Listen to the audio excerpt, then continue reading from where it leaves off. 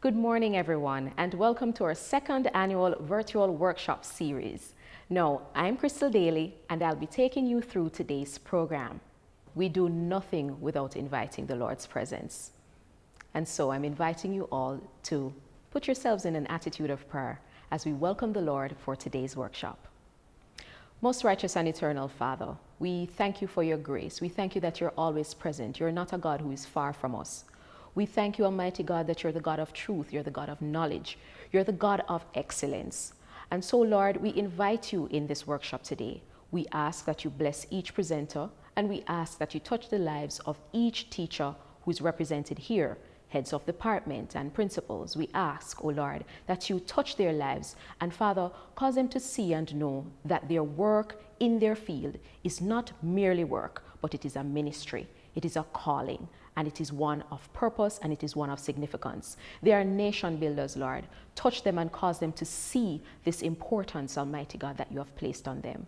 We ask, O Lord, that for all the challenges that the students are facing, that, Father God, you will intervene, O Father, that you will equip these teachers to be able to meet the needs, Almighty God, with what is happening because of the global pandemic, with what is happening in Jamaica, this our country.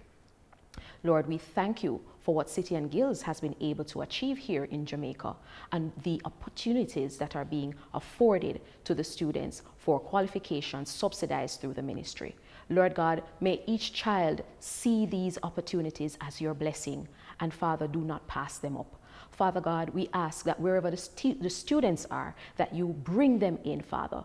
Father, we pray, Almighty God, that you will touch their hearts, that they will see the importance to be a part of their virtual classrooms, to be a part of their virtual school, Lord God, because this is the era that we're going in, Almighty God. The times are changing. So, Lord God, we pray that we as a people, Almighty God, will be able to adapt and change, oh Lord. So we thank you, Father, and we bless your holy name, and we ask for your guidance and your proceedings over the workshop. Amen. Teachers, we're delighted to see you participate in this our annual virtual workshop series. Last year was our first time doing a virtual workshop. This might just be our new normal. We don't know what COVID has in store. And now we always hear from Mrs. Marva Duncanson, Country and Regional Representative for City and Guilds International. Now today will be no different. We'll hear from her about the significant achievements City and Guilds has made here in Jamaica and across the region. Please welcome Mrs. Marva Duncanson. Thank you, Crystal. Thank you for that introduction. But there is one introduction that you did not make, and that is of Mrs. Jackie Stewart, who has joined our senior management team here at the City and Guilds Rep Office. We're so pleased to have Mrs. Stewart on board. She joins us from a very distinguished career in public service, having worked with the Office of the Prime Minister and serving 3 Prime Ministers of this country. She's also an attorney at law and brings to us a vast level of professional management experience. So it's wonderful to have you on board, Jackie, and I'm using this medium to introduce you to our stakeholders. Thank you so much. It's absolutely a delight to be a part of the team. Thank you so much for logging on to our 2021 series of virtual workshops in Math, English, Customer Service, and the Skills Proficiency Awards. You know, our annual workshops give us the opportunity for engagement with all our stakeholders, our principals, our vice principals, our heads of department, our examination secretaries, our subject teachers, our literacy coaches, our math coaches, and we absolutely welcome this time of engagement. When we met last September in 2020, who would ever have thought that we would not physically be together enjoying fellowship? We could never have envisaged that we would be having to resort to a remote workshop again. It really would be wonderful to be in the same physical space as you are, to share fellowship and meet each other. But it seems that we must wait. COVID simply isn't done with us yet. Now, 2021 has been a very challenging year, but we've come through and we must be grateful. Many of us have suffered through illness and even loss. As teachers, you have had to shift the paradigm and adjust to a new modality of delivery, online delivery. You've had to push your creative capabilities to new boundaries to just get the job done. You have tried and tried. You have all been stretched beyond your wildest imaginations, and you have not given up. Perhaps you're like the Apostle Paul. You're thinking that you're hard-pressed on every side, but not crushed, perplexed, but not in despair. With God as our guide, we have managed to come through. We want to congratulate each of you on your perseverance, your fortitude, and we encourage you to just keep going. We at City & Guilds sincerely thank you for your support over the many years, and particularly in 2021. We are grateful. We hope you see our gratitude reflected in the quality of customer service that we strive for, because excellence is our goal. You are our valued clients. We always put you first, and we hope that you are experiencing first-class support, which is the fruit of our efforts as we work together to facilitate certification opportunities for our young people, so they may take their place in society as productive citizens of our beloved Jamaica. So colleagues, as is customary, I'm going to take you through a PowerPoint to just share with you what's been happening with City & Guilds so that we can all have an overview. So colleagues, as you know, City & Guilds International Group really comprises many different entities, and I'm going to tell you about them. There is City & Guilds, which is the exam body, and we of course here in the Caribbean are employed to City & Guilds International. And then there is ILM, Institute of Leadership and Management. There is KINEO, there is the Oxford Group, there is Digital Me and Gen2. Together, these entities set the standard for professional and technical education and corporate learning and development across the world. Each of our businesses has its own distinct focus. As a group, our combined products and services provide a comprehensive range of work-relevant qualifications, assessment, training, and learning support services. The products and services we offer across the group are globally recognized and respected. This is our motto. We're committed to developing the skills of people and organizations to secure their personal and economic growth and prosperity. And of course, City & Guilds, the exam body, focuses on competence-based exams. We're all about vocational education. Competence here defined as the ability to perform a task or job successfully by using a combination of knowledge, skills, and behavior and measured against a standard. This ability can be acquired through experience and/or training, but always demonstrated by qualifications. So let's look at some points about City & Guilds. There are 8 points here, and I'm not going to go through each of them, but just to say that we've been around since 1878, and that makes us 143 years old. So chances are we know what we're doing. In London, there are some 500 qualifications on offer, but of course there are fewer available on the international market. And in today's workshop, we're going to be talking about the ones that are available here in the Caribbean. We operate in 80 countries across the world. We have some 8,500 centers. These are individual approved centers. But what I really want to focus on is what I see as our 5 key strengths. And here they are. Progression. We offer a staged approach, which allows people to take on qualifications in bite-sized chunks that they can manage. We provide portability because we are recognized globally.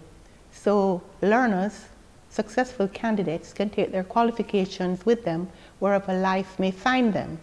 And of course, we aim to help people fulfill their aspirations. That is what we're all about, and to lead them to employment. So let's look on our impact across the region.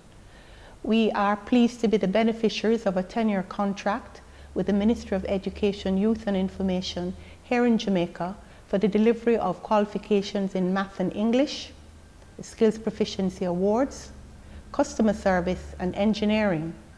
We've also been able to engage with ministries of education in other parts of the Caribbean, and these include Barbados, Bermuda, the Cayman Islands, the British Virgin Islands, and the Bahamas, specifically for the delivery of our Math and English. We've brought digital badges to the region. Successful candidates for Math, English, Skills Proficiency, and Customer Service are all awarded a digital badge, which is a way of the future as we say goodbye to paper. We've been engaged by the HEART NSTA Trust for the delivery of our qualifications in Math and English to all students enrolled in HEART academies. And we have also been engaged to provide digital badges for specific programs of study offered by the NTA. Ministry has engaged us with respect to digital badges for the planned National School Living Certificate, which was put on hold because of COVID, but the Honourable Minister has indicated that she's very keen for this to proceed in this academic year.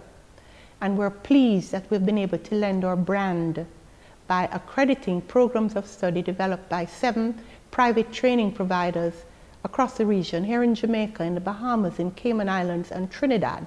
And this is via our Assured model. So let's have a look at the big picture, the impact that we've had. And colleagues, I'm so pleased that City and Guilds has been able to provide 141,000 certificates in Math and English since our first assessment in 2011.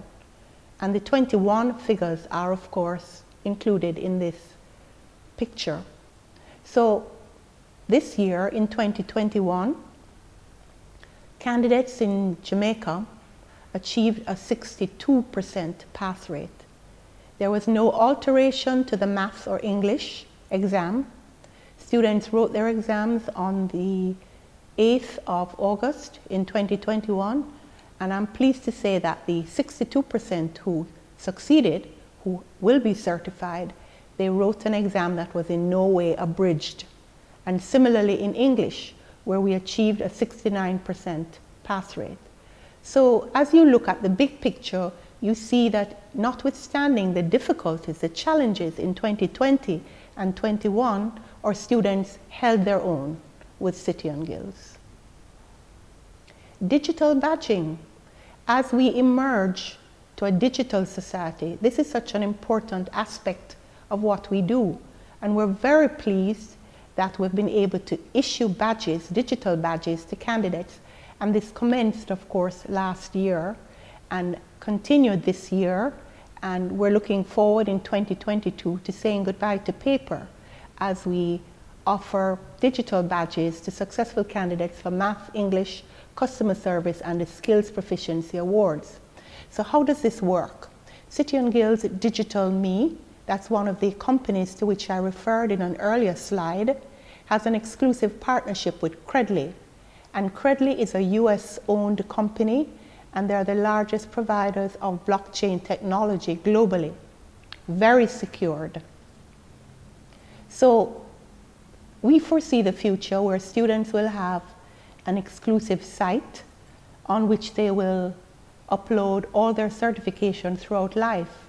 So there's no more handing your paper certificate to mommy or grandma to put up for safekeeping. It's there, available to you to be shared with a tertiary entity or to be shared with an employer. This is really revolutionary. Of course, students must have an email address because that's how the digital badges are awarded. So teachers, exam coordinators in particular, I exhort you to ensure that students have a valid email address. And we've used an example here, joe.brown@gmail.com. We encourage you to have your students choose a professional email address that will go with them through life. We've achieved recognition for our Math and English with the help of the Ministry of Education. So the Jamaica Constabulary Force, the Jamaica Defence Force, the Ministry of the Public Services will accept for recruitment candidates who were successful in City and Guilds Math and English at stage 3. The Jamaica Employers Federation, by way of a MOU, has similarly endorsed City and Guilds Math and English for engagement. Our syllabi have been assessed by the University Council of Jamaica. And of course, we have written endorsement from the following universities locally, and these include the University of the West Indies, the University of Technology. We're very proud of this achievement. Another area in which we focus under our partnership with Ministry is the Skills Proficiency Awards. And what makes this award so unique? It's unique because of its assessment strategy. There is no written exam. Students are assessed via practical exams, oral questions, and the development of a portfolio. So there are 12 pathways, and they're listed here for you to see. And the 3 pathways that were most subscribed in 2021 were IT for office application, food preparation, and motor vehicle engineering. Now, we're proud of the fact that over a 3-year period, we have certified thus far 3,000 Jamaican youth. So if you look at the pattern of certification in 2019, we certified 926 candidates across all 12 pathways. Last year in 2020, we certified 1228, and this year, thus far, we have certified 905 students. There are 1,587 candidates who are awaiting a second assessment opportunity because they experience hardships consequent of COVID. And customer service. You know, we know that the business process outsourcing sector is perhaps the fastest growing source of employment in our country. And I was reading recently that we enjoy such a high customer service index. So we are sought after for investment by investors in the BPO sector, which I think is awesome. And then there is tourism. Our Minister of Tourism is telling us that we are now amongst those elite countries that have really recovered very quickly as a tourist destination. So it speaks to itself that customer service is vital. And this is a qualification that sits on the UK qualification framework. Colleagues, it's a very valuable qualification. And we are so pleased that over a 3-year period, we have certified 5,000 Jamaican youth. So if you look at the figures, in 2019, we certified 2,801, in 2020, 1,151, and in 21, 1,044 students. Now our Engineering 2850, we've spoken of this before, is still a work in progress. It's currently offered at 5 schools, and these are York Castle, Jamaica College, Excelsior High School, Brownstown Community College, and the Institute of International Recognized Qualifications. Colleagues, it's a very high order TVET qualification. The level 3 actually leads to post-nominal letters, engineering technician. So successful candidates are able to write their name, John Doe, EngTech. I think that's pretty awesome. The curriculum is delivered over a 2-year period. Assessment is by written and practical exams. And the program of study involves higher level studies in math, physics, and science. Ministry of Education will be offering this qualification through the 6th Form Pathway Program. In 2020-21, this academic year just completed, we registered 210 candidates. They are waiting for assessment, many of them for later in the year in December. Now, 22 offers a unique opportunity. The Ministry of Education has indicated through their Bulletin 168 that they're prepared to provide a double subsidy opportunity for CSEC students who are projected to gain a grade 3 or above. This is an enormous opportunity that our government is giving to our students to facilitate certification. CXC and City and Guilds. Principals, I urge you, heads of department, teachers, I urge you to ensure that our young people get the opportunity that they deserve, the opportunity that's being afforded through our government. Very significantly too, Ministry is offering an opportunity for grade 10 students to pursue one award in the Skills Proficiency Award.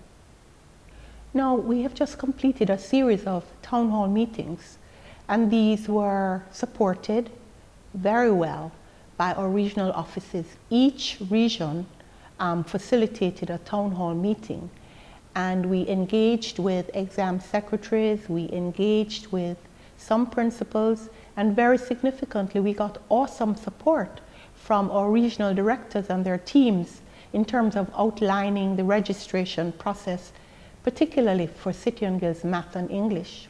So you're all already aware that there's a diagnostic test that candidates must write and submit. Teachers will grade the diagnostic test and submit their subsidy request through the ministry. And we have created this little donut, and we'll be sharing this PowerPoint with you. It basically details the steps involved in having students registered for our math and English. Registration is open, and registrations will close at the end of January, but we have significantly communicated this to all our stakeholders. This year, we're using a blended approach with the diagnostic test. We have provided some printed tests that many brave principals have already offered to students, but by next week, we'll be launching an online test that's been approved by Ministry, and you'll have the opportunity, even throughout December, to have students write the test in their homes. So there's no disruption. I want to thank you for listening to me. I know much of what I've said you already know, so I really thank you for the courtesy of listening. We now invite Dr. Kassan Troop, Chief Education Officer of the Ministry of Education, Youth and Information, with a special address. Good morning, ladies and gentlemen. Let me personally greet our Country Director, Mrs. Marva Duncanson from the City and Guilds, and of course our hard-working team from City and Guilds. It's really a joy to be participating in this tutorial designed to build the capacity of our educators to deliver the City and Guilds qualifications to our students. We are really happy here at the Ministry of Education that you, our teachers, our exam coordinators, and sometimes our principals, I know a few of you may be in this interface. Let me personally thank you for taking the time out to be a part of this capacity building tutorial. It says a lot, especially in this time of the pandemic. You have been our superheroes who have not failed to unearth the super talents and superpowers in our students. During this pandemic, we have had some very difficult times, but we have had moments of celebration, including the success that we have seen from our City and Guilds examinations. Jamaica has been partnering with City and Guilds for quite some time. From 2011 to now, we have been partnering to make sure our students can increase in their certification. City and Guilds is an internationally recognized examination body, and Jamaica has been benefiting from that. Our students have been able to move across different international spaces with their certifications. We have been providing, in partnership with City and Guilds, math and English skills certification. We have expanded the suite to the Skills Proficiency Award. We have expanded further to the Engineering Advanced Diploma, and sometimes we do the Diploma.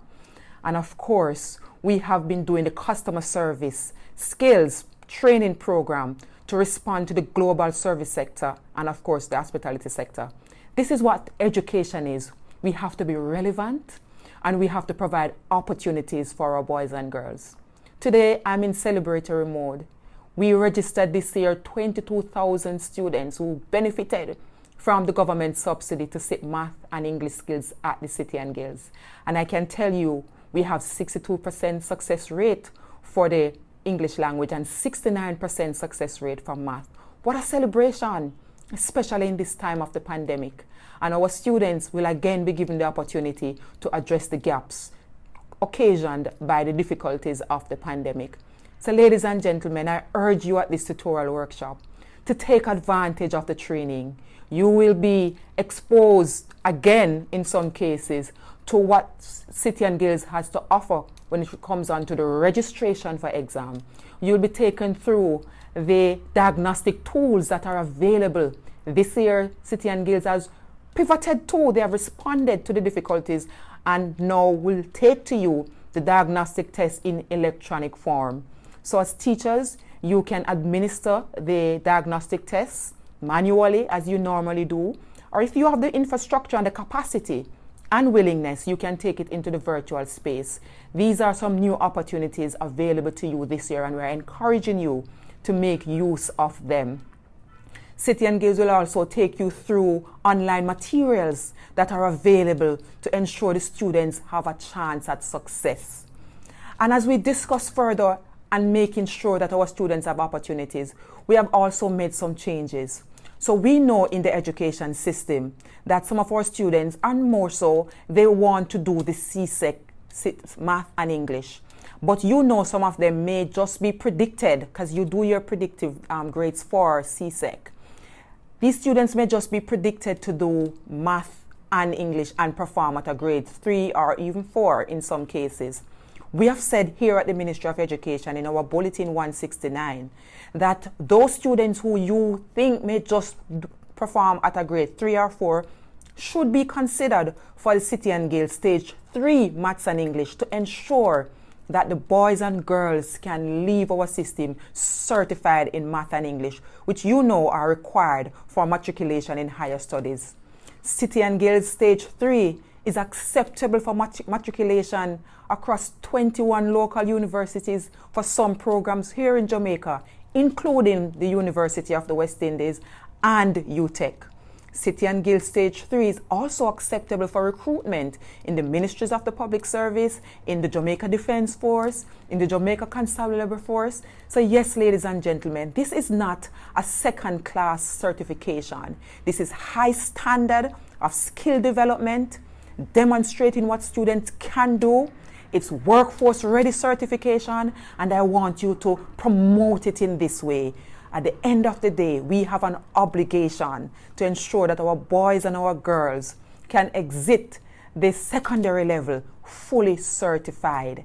So ladies and gentlemen, I want you to sit back. I want you to enjoy this program of training developed with you in mind to just reorient you. And for those who may be new, to orient you to the standards of registration and to the support services that are available by City and Guilds.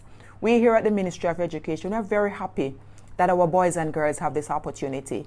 And so I want you to encourage them and I want you to enable them. You are our superheroes and you are unearthing superpowers, and we are grateful. Thank you. Make the best of this learning opportunity and continue to make Jamaica the place to live, work, do businesses, and to retire. You and I will retire, and we are relying on this generation to have a comfortable retirement. So let's continue to do our part. Thank you, City and Guilds, for always partnering and being ready to pivot and to make the adjustments. And thank you to our educators for taking the time to be here to benefit from this opportunity of training. And we are expecting to see the results of same in the performance of our boys and girls. God bless you and have a wonderful rest of the day. Thank you.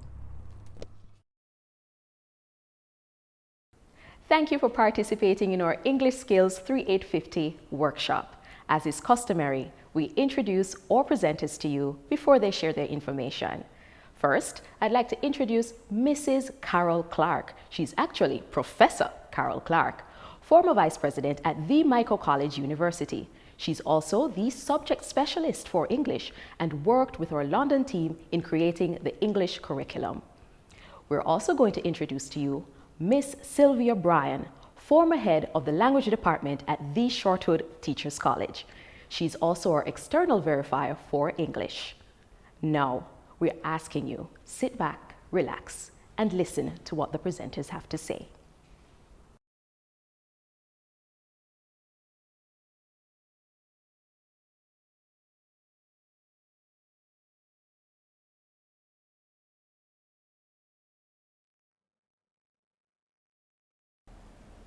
Good morning, boys and girls. Good morning, colleagues.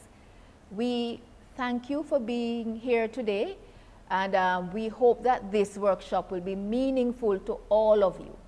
We have taken into account your concerns, and we have designed this workshop especially with those concerns in mind, and we trust that you will enjoy the session.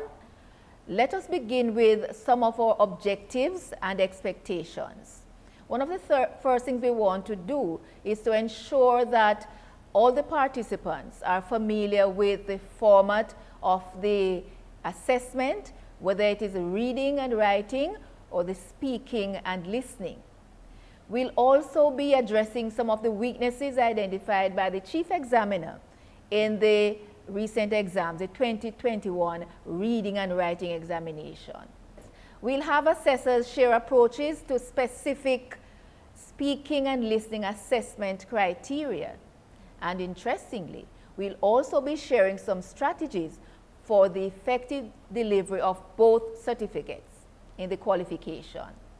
And of course, we'll be explaining the quality assurance process for speaking and listening. So those were the objectives and the expectations of today's session. We want to familiarize us with these English skills. One of the things that makes this product so appealing is that it is cohesive. And what do we mean by that? We mean that we take a thematic approach. And students, you'll remember that last exam that we did, what was the theme? Climate change. Every year there's a specific theme. We also, for this course, it is contextual. In other words, we say it is culturally relevant. Everything that you get in the exam, it's something that you can relate to, whether it's a Caribbean experience or a Jamaican experience. So it is nothing too far from your experiences. And of course, it is comprehensive. So we have 3 C's. It is cohesive, it is contextual, but also City and English skills is comprehensive. By that we mean we have a staged approach. There are 3 stages: stage 1, stage 2, and stage 3. What does that mean? We cater to all learners. So everybody is able to achieve some level of success. The course is designed to empower not just the student, but the teacher. We have detailed guidance notes for each unit, and that will assist the teacher in planning the lesson. Plus we have specimen papers with answers so that you have some amount of guidance there.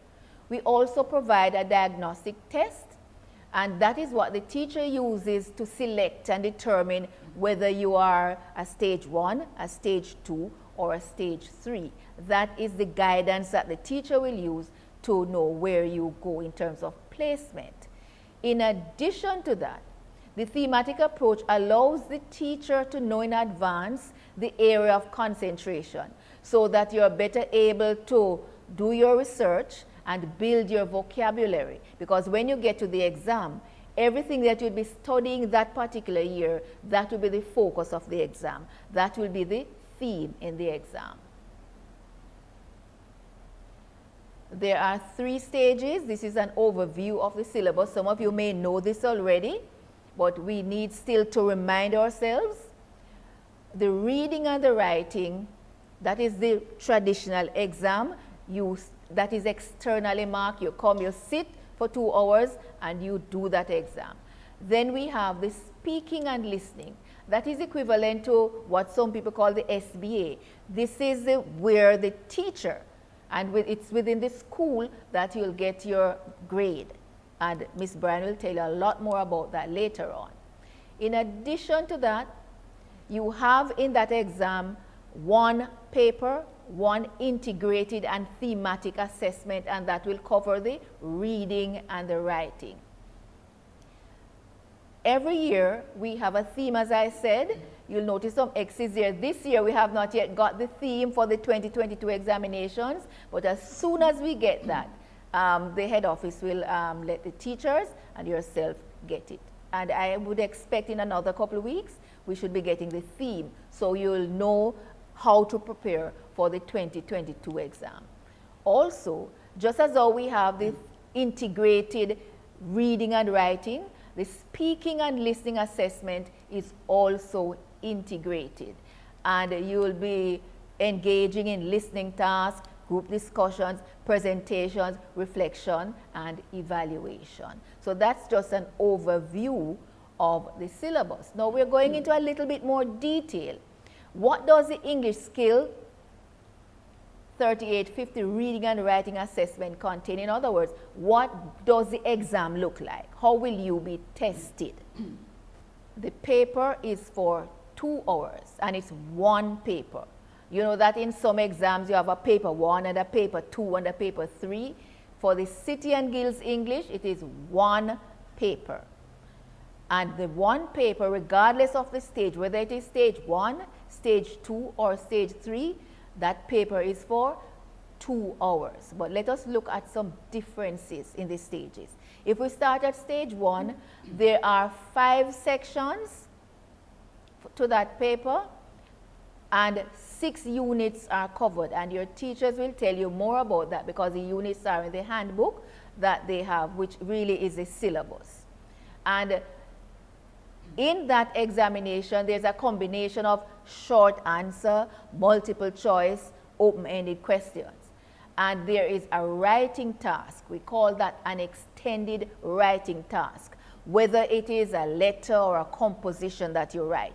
And for stage 1, the word length should be 75 to 100 words. And we're going to come to that later on. 75 to 100 words for stage 1. And what is unique about our exam is that you are allowed your dictionary. You must take your dictionary to the examination.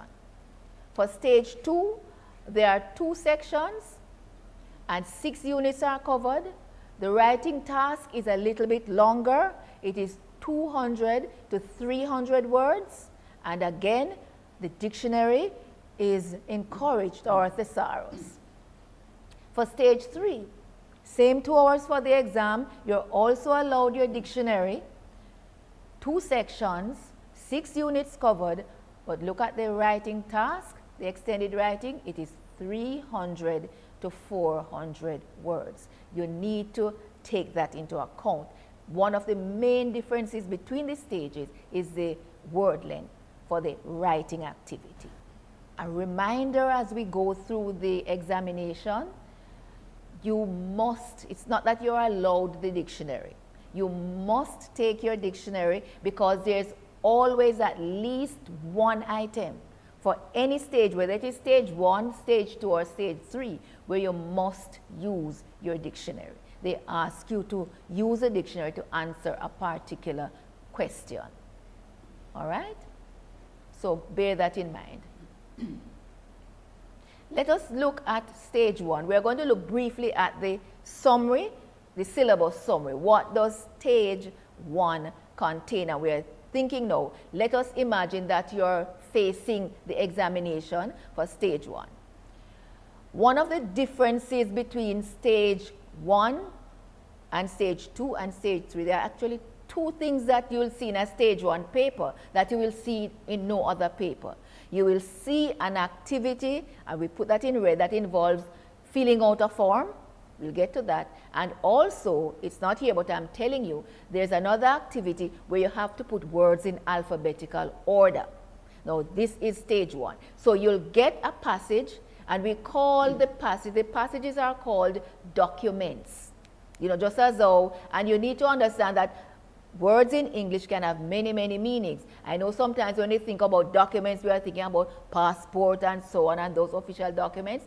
Yes, that's one meaning. But when you're doing City and Guilds English, and they talk about document 1 and document 2, they're really talking about the passages that they use. So, for stage 1, there'll be 2 documents, and then all the questions that they ask you are related to those two documents. Remember, we said that it is a thematic approach that we take for this exam, and everything is integrated. Yes. So whether they're asking you about the author's purpose or any organizational feature, or whether it's a form filling activity, whether you're using an image to get meaning, whether it's a dictionary you're using, whether it is a punctuation activity, whether it is a grammar activity, whether it is a continuous writing activity, everything is connected to the theme. And except for the writing that you get, everything else that they ask you will be connected to those two documents. All right, so that is stage 1. For stage 2, let us look at the summary, syllabus summary for stage 2. Like stage 1, there are 2 documents that you will be engaged in, and like stage 1, all the questions that you get will be related to those 2 documents. What makes stage 2 different from the other stages is that they focus a lot on getting main ideas, and they test your summary writing skills. So you will get questions that will ask you list or identify 3 main things in this document, or 3 opinions that this writer has said in document 1 or document 2, or which of the following best summarizes document 1. So they're asking you to read and understand and also apply what you've read to see if you can make connections.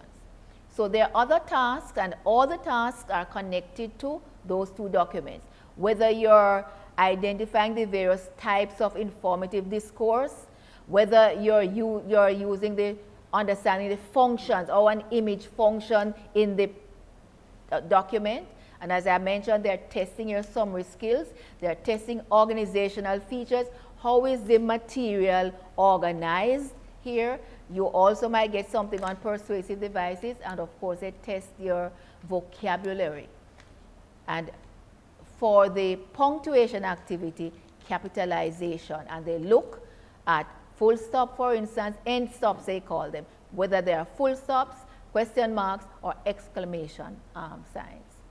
And of course, you will get an item or 2 on grammar and spelling, but everything that you get will be connected to those 2 documents.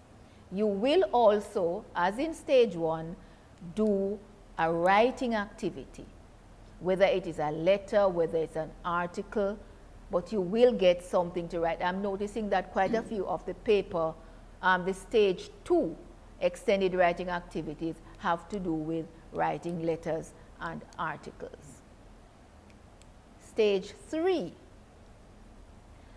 And stage 3 is a little bit more challenging, primarily because this is the stage that tertiary institutions will accept you for matriculation purposes. So if you want to go to places like the University of the West Indies, any of the teachers' colleges, UTech, if you want to join the Army, if you want to join the police force, for instance, and certain key jobs, they are expecting that your range should be at grade 3, stage 3. It is a stage 3 that they use as the matriculating subject. For stage 3, the difference here with stage 3 as against stages 1 and 2 is the fact that there are 3 documents. So it is a little bit more challenging in that it's not 2 documents that you're encountering. It's the same 2 hours you're doing the exam, but you're doing 3 documents. And especially at this stage, although they ask in the other stages, you must know the author's purpose. In other words, why is this writer writing like this? What is the intention? Is it to persuade me? Is it to entertain me? Is it to advise me? Something like that. You also will have to understand biases. and also make the distinction between facts and opinions. So they're asking you now to be critical thinkers. Of course, your summary writing skills will be tested. You should also know about the organizational features. And of course, regardless of the text that you get, they're expecting that you'll have the ability to extract meaning. And with all the other stages, of course, you'll get an image or two, and you will have to connect. They always ask you a question on the image. And all the time, the image is connected to, it's a comprehension question. They want to see if you're understanding that the image is not there for decoration. It is not there just to fill up the page. It has a specific function, and that function normally is to help you understand the passage a little bit more.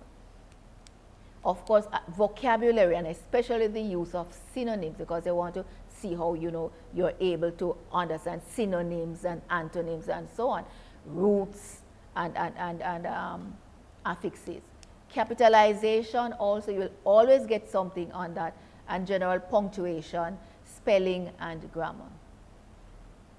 The continuous writing, of course, is there for stage 3, and remember we said that the length here is much longer than the other 2 stages, and you'll be expected to write anything from letters or articles. And for stage 3, also for the speaking and listening, multi-step instructions and speeches. So stage 3 is a little bit more advanced than the other 2 stages. After you have sat your exams and you have been graded, there are 3 grades that you're likely to get in terms of the assessment, how you did. A pass is 50 to 64%, merit 65 to 84%, and a distinction 85 to 100%. We are encouraging you to do your very best, students, in the examination so that you can get a distinction. That's our A.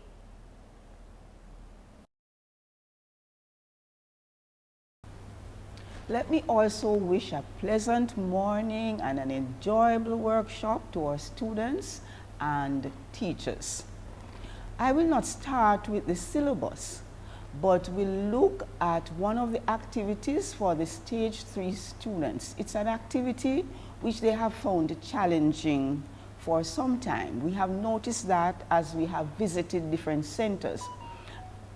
And so we want to make sure that the teachers know how to handle it, and the students also know to handle it. And so we are going to have a look at the components, and then we will have a demonstration lesson which will assist everyone. Where you see the assessment criteria, you notice 38, 50, 13. That 13 says that this is a stage 3 activity. That 404 says that is the unit, and 1.4, that is the assessment criterion. The same would go for 405, 1.2. So we have the stage, the unit in the stage, and the assessment criteria. Giving multi-step instructions, that is a key assessment criterion in the presentation. It is also important in the listening comprehension. So students definitely need to master that criterion. Let's look at the definition of multi-step instructions. That instruction should contain at least 3 or more steps. If the student gives only 2 steps, then the student will have to lose a mark. 2 marks are accorded for that, but the student would only get 1 mark. Now, we want you all to recognize that this is a skill which is necessary in everyday experiences. So if someone needed to find a location, for example, you would need to give multi-step instructions. We have to graduate from just around the corner. For example, when we were getting here this morning and we came to the gate and asked for instructions, the security guard gave us clear instructions. He said we should go straight, then take a left, and then another left. So we were able to find this building quite easily. And you, in your life, in your everyday experiences, you will need to have directions given to you, and you will also have to give other people directions. Now, in order to create a specific product, especially if you are doing woodwork, if you are doing food and nutrition, any practical area is going to require you to give steps and to follow steps. If you need to create a process, for example, if I asked you, how do I send a WhatsApp message? You would need to give me steps which I need to follow. If I wanted to know how do I set up a particular machine, you would have to tell me the steps which I need to follow. So I want you to approach this activity with the awareness that it is a skill which you will need to use every day. I want to emphasize again that mastery of multi-step instructions will help you to develop life skills which are required to eliminate confusion, for example, by giving instructions in the right order. They will also save time because you will not need to repeat, and you will efficiently manage domestic tasks. If you are baking a cake, if you are cleaning the fridge, whatever you are doing, you need to do this in stages. Your academic tasks, you are going to see that displayed in the demonstration lesson. And you know that in school, your teacher gives you multi-step instructions. Job-related tasks without hazard. What skills do you require in order to master the giving and following of multi-step instructions? First, you need active listening. You need to pay attention to details. If you do not pay attention to details, you will not be able to carry out the instructions properly. You need to make sure that you understand the instructions. So your comprehension skills are going to come into play here. Memorization. At least temporarily, you need to retain the information which somebody gives you, for example, to move from the gate to Studio 2. Planning and sequencing. You need to break the tasks into small bits and give your instructions in such a way that the person will be able to follow them. So you have to sort what is most important, begin with that, and then go on. You have to see the pattern in the instructions so that you'll be able to follow it, and you have to, of course, to be able to follow directions. If you can't, like in getting from one place to another, you will lose your way. Or in making a cake, for example, you decide that you are going to put in the fruit before you have creamed the butter and sugar, you will not do a very good job. So you have to follow directions.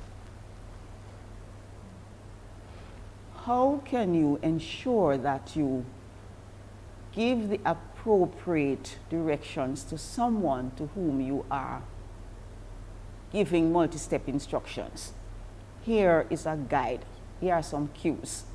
So you could begin by saying that I am going to give you 5 steps which you need to follow. You decide on the order in which these steps should be followed, and you use some sequence words in order to guide the person who is listening to you. So before you get to the big tree at the corner of the lot, you are going to see a wheelbarrow. But first, you have to do so and so. Next, or afterwards, then finally. So you give them, you use these cue words so that they can know for sure the order in which things are going to happen. So this is going to ensure that you are able to give proper multi-step instructions. You just use this as a kind of outline, and you can fit any set of multi-step instructions into this outline.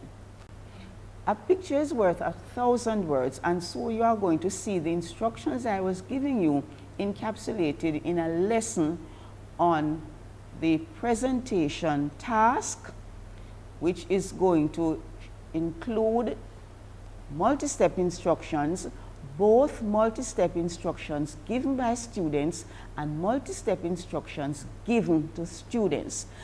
I want to express my deep appreciation to Ms. Devine Swaby and her students from the Thompsontown High School for the hard work which they put into creating this quality demonstration lesson.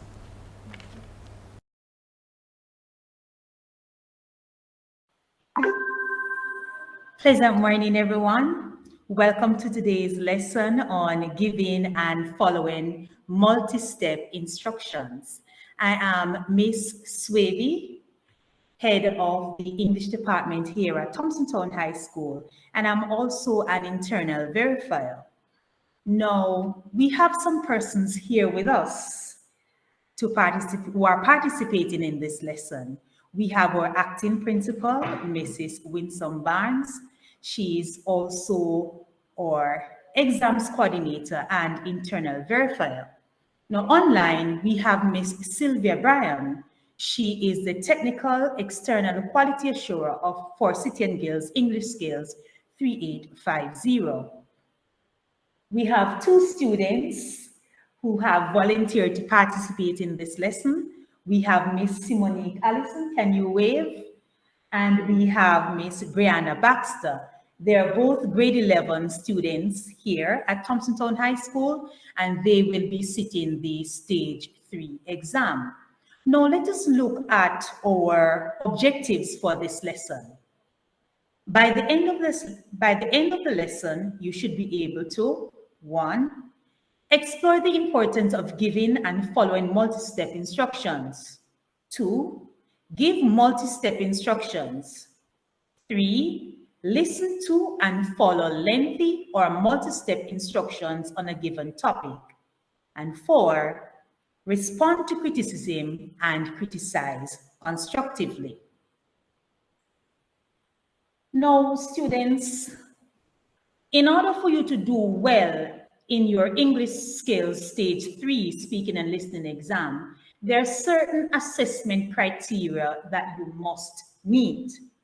One of these criteria is giving and following multi-step instructions. Now, even before you attempt to answer this question, I wanted to look at my screen. And for those persons who may be wondering, how is it we're organized in the room here? My students are able to see my screen from the chalkboard. So I'm adjusting myself, so I'm ensuring that my students are seeing my screen. Now, students, let's look at these words on the board. And we're going to try to find, we're trying to ascertain exactly what the prefix multi means. Now, the first word we have on the board is multicellular. And what does this mean? It means, let's read with me, consisting of many cells. Very good. And we also have the word multicolored. The word multicolored means including many colors. Very good. After that, we have multicultural, and we're seeing something else here in red. It says relating to many diverse cultures. The final word that we have on the screen is multimedia. It means using more than one form of communication. Now we see some things repeated here. We see many being repeated here, and we are also seeing more than one. So what do you think the word multi means? The prefix multi means. So we're getting somewhere in this lesson. We know that we are going to be learning how to include more than one or several steps when we are making our stage 3 speaking and listening presentation. Now, Simonique and Brianna, knowing how to give and follow multi-step instructions is a valuable skill that you will need to function in society, especially at the workplace. Basically, multi-step instructions are what they sound like. They're directions that contain 3 or more steps to complete a process. So we need to remember that in our stage 3 presentations, we're going to be including 3 or more steps that our audience need to follow. Now, I want you to think, students. Have you ever, think of your experience here at school. Have you ever been in class, such as your practical class, for example, and your teacher asks you to, your teacher is asking you to give more than 1 steps that you need to complete a process? Let me start with Simonique. Simonique, what's your practical? Your foods. Can you remove the mask so we can hear you a little better? Foods and nutrition. Okay, foods and nutrition. Can you think of an example in your foods class where your teacher is asking you to give multi-step instructions?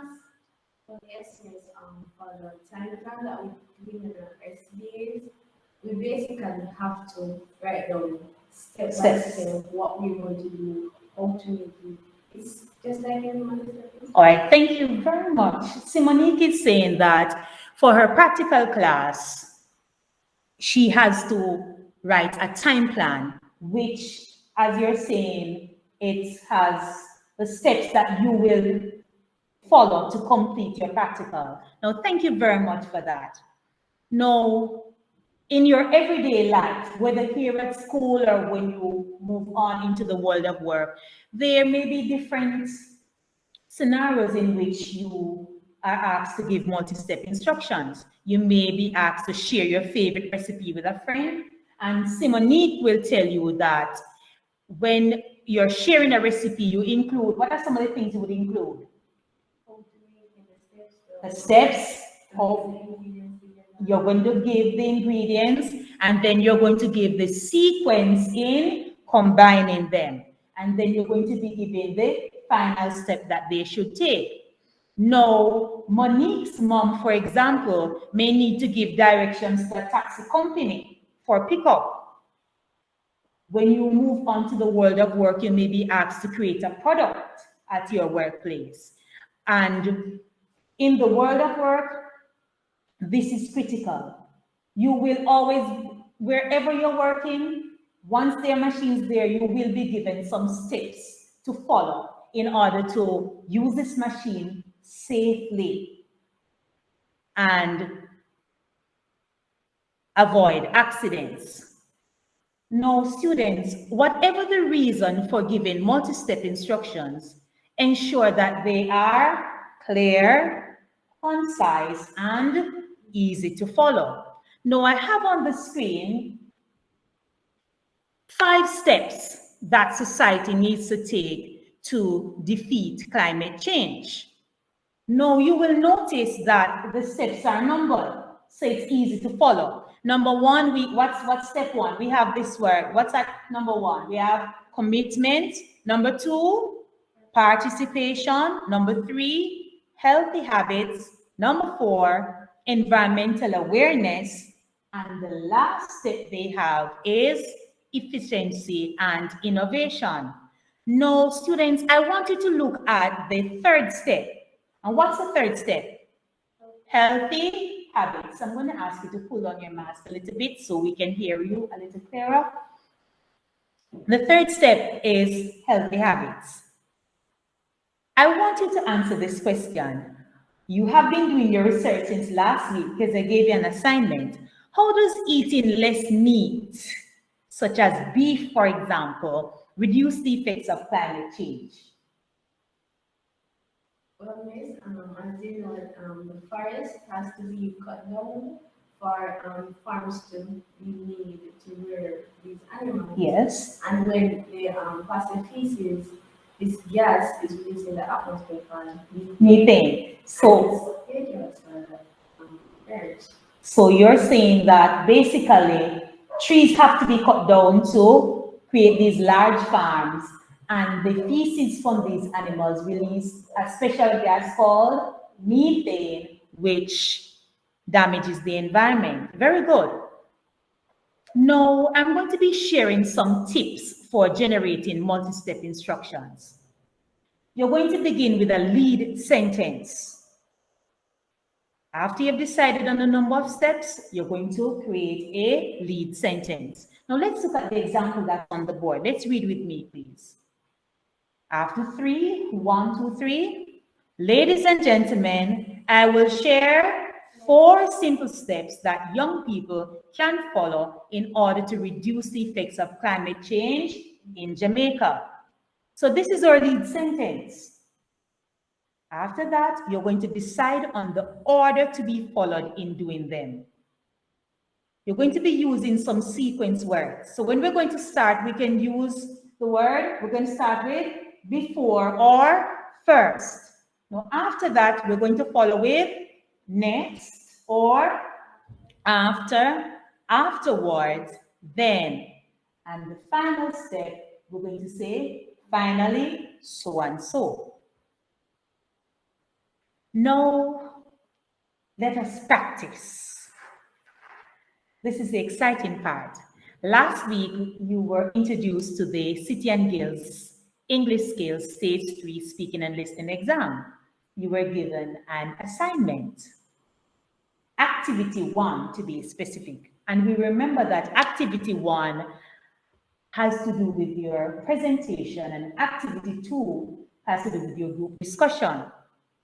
Now, let's read the assignment that I gave you last week. All students sitting stage 3, City and Guilds English, must prepare and deliver a short talk or presentation, then complete an evaluation form. Do you have your evaluation forms with you? Okay, thank you very much. We're using the theme for last year's examination, which was climate change. Now, the topic for discussion and presentation is, let's read the topic that's on the board. I know you're familiar with the topic, but let's reread the topic for those persons who weren't at class with us. Is there, after 3, 1, 2, 3, is there anything that young people can do to reduce the effects of climate change in their country? That's our topic, and we did our assignments. Am I correct? Thank you. The presentation will introduce the topic, present information and ideas, give your own point of view, give instructions to the audience for actions they can take, or a call to action, and you're going to make conclusions or recommendations. And what's the time limit, students? 3 to 5 minutes. Now, students, during your exam, whether it is speaking and listening or reading and writing, your examiner will be giving you some multi-step instructions. These are for 2 main reasons. For the speaking and listening, the instructions that you will get are there for 2 main reasons. A, for you to do a good presentation, and B, for you to complete the peer evaluation process correctly.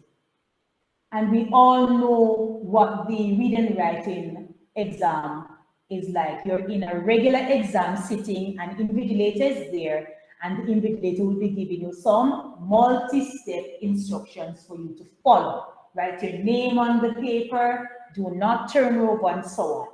So I'm certain that you're seeing how multi-step instruction applies to your whole academic process. Progress, I'm sorry. Now I'm going to be giving you some multi-step instructions, and we're going to be following them carefully. Simonique has volunteered to make her presentation first, But before Simonique makes her presentation, let's follow these instructions. On your evaluation forms provided, record the listener's and the presenter's name. Look at your evaluation form.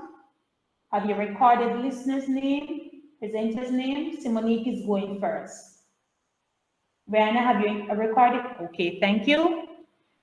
Did you get a chance to reread the information on the peer evaluation form? In the interest of time, we asked Simonique and Monique to reread the peer evaluation form.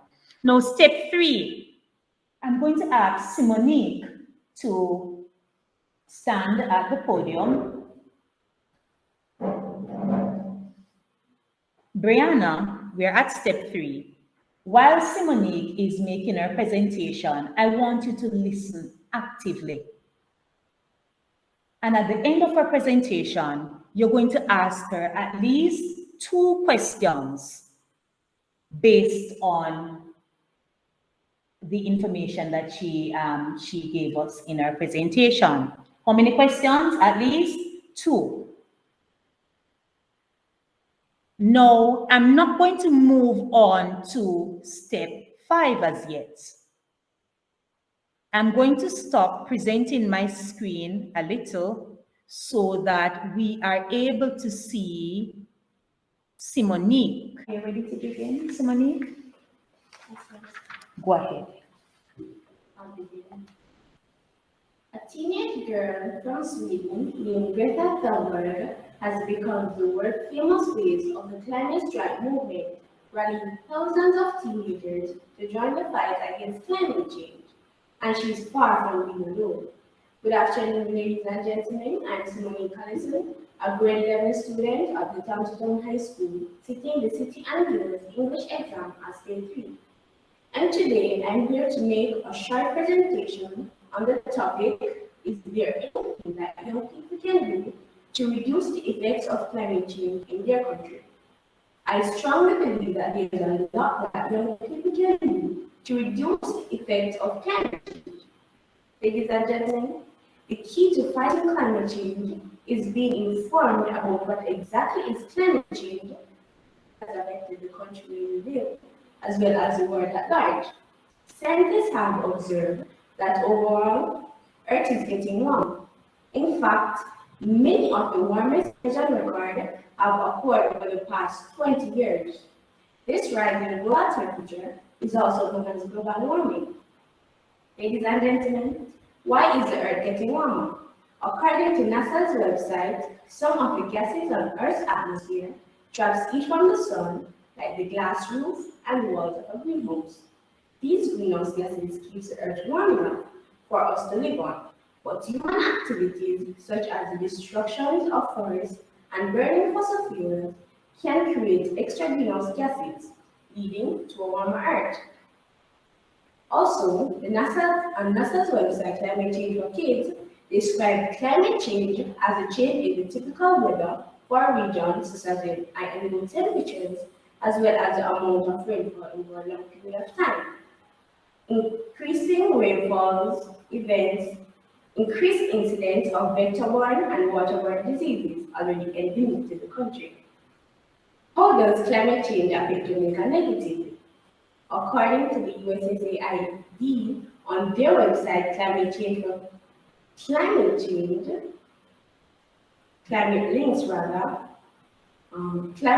affects Jamaica and the Caribbean at large as we experience more frequent and intense rainfalls, hurricanes, tropical storms, rising sea levels, as well as land loss. Personally, I believe that small countries like Jamaica, for example, have gone past the idea that fighting climate change is the responsibility of the larger industrial countries like China and the United States, for example. We all have suffered the negative effects of climate change. I think the problem with our young people is that they have become so distressed with the problems related to COVID-19, online learning, poor internet connectivity, as well as the reopening of schools, that they have forgotten, that they have a future to take care of. Young people, I'll be giving 4 simple steps that we can take to reduce the effects of climate change in our country. The first step is to drive less. Young people, walk or ride a bicycle for short distances and simply take public transportation for longer distances.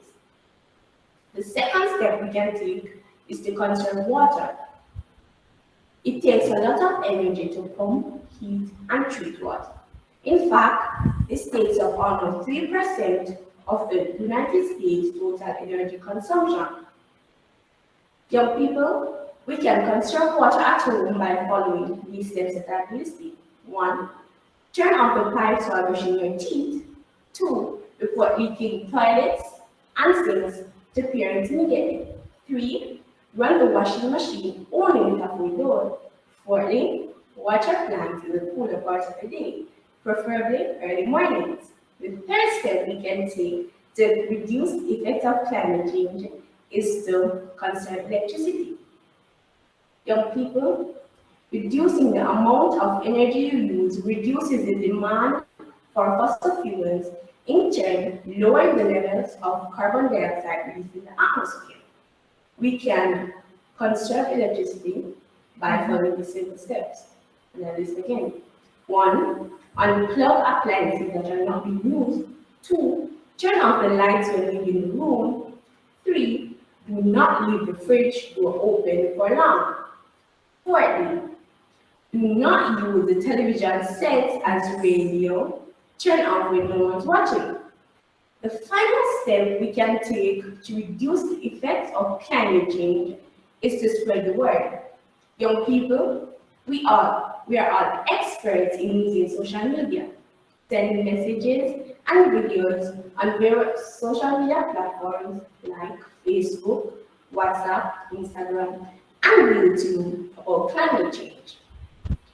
Knowledge about the solution, causes, as well as effects of climate change is the greatest weapon we can use to reduce the rate at which our environment is being destroyed.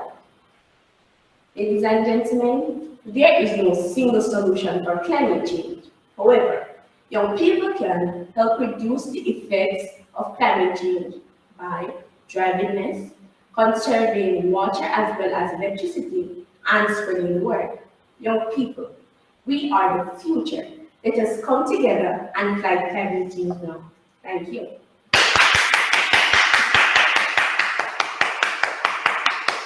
Thank you very much. Thank you very much.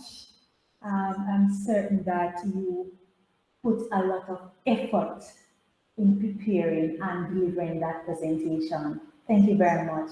Brianna, do you have any question that you want to ask Simone? Go ahead, please. Simone, you mentioned that we should walk more for short distances.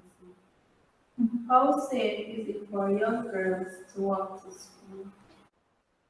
Well, Brianna, I'm aware of the amount of young girls being kidnapped, raped, as well as being killed.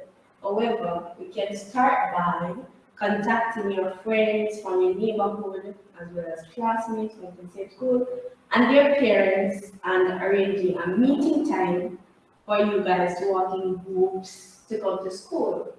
Easier and it's safer as well. Excellent. Are you satisfied with her response? Yes. All right. Do you have another question you want to ask? Yes. All right, go ahead with the other question, please. You mentioned that we need to spread the word about climate change on social media. How can we make these messages more interesting for young people as well? Brianna, you and me both know that young people are interested in the songs, the trending songs, yes. So we can edit our videos, make pictures into slides, and make them colorful, draw the attention of the young people. So that, because if me, for example, I would be interested in watching or listening to something like that. Okay. Are you satisfied with the responses? Yes. All right, thank you very, very much. I'm going to go back. You may have a seat. Look at the screen, please. All right.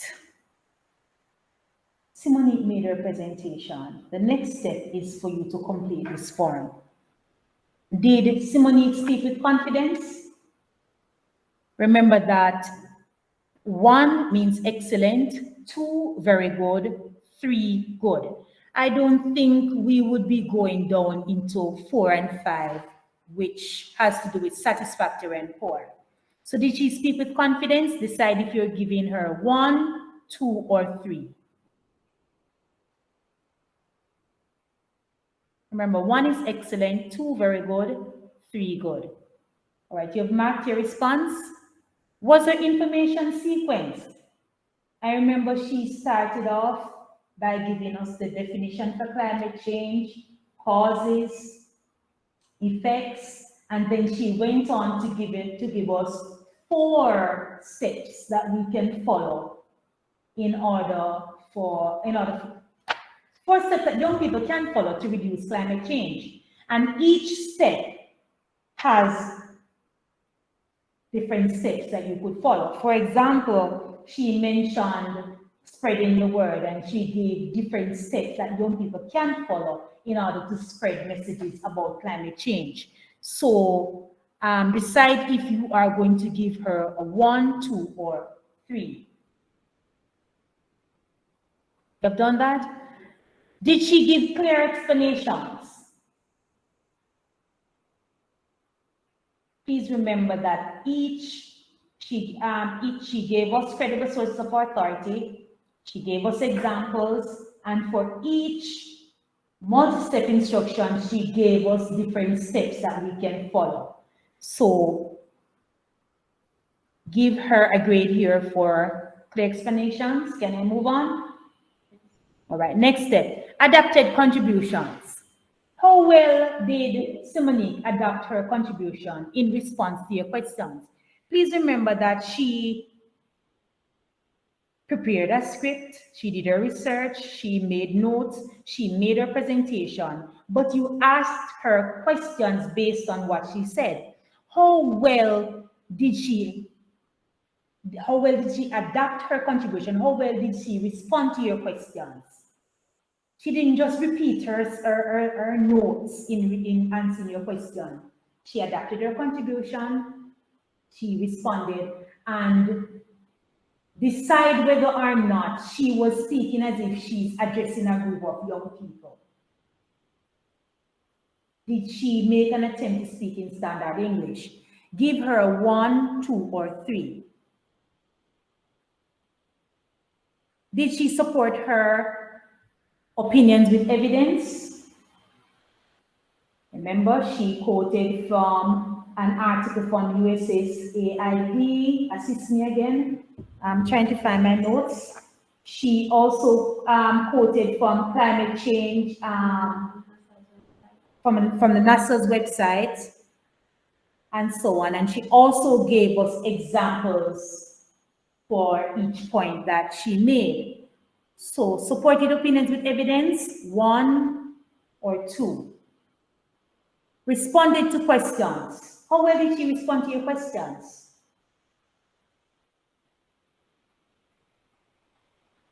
And you did ask her at least 2 questions. Now there's another section on the peer evaluation form. Look at the bottom down here. Additional comments. Include information on what you liked about the presentation and what could have been done differently. Brianna, can you share with us? I have to stop presenting my screen so that my audience online is able to see Brianna. Brianna, is there anything that you liked about her presentation? Hold in your mask so we can hear you, please. Yes. What did you like about her presentation? I love how she spoke with confidence. You liked how she spoke with confidence, and she was very confident. Is there anything that she could have done differently? All right, you're thinking that she did an excellent presentation and you're not seeing any area for improvement. Thank you very much. And I'm certain that Brianna is just rearing to go.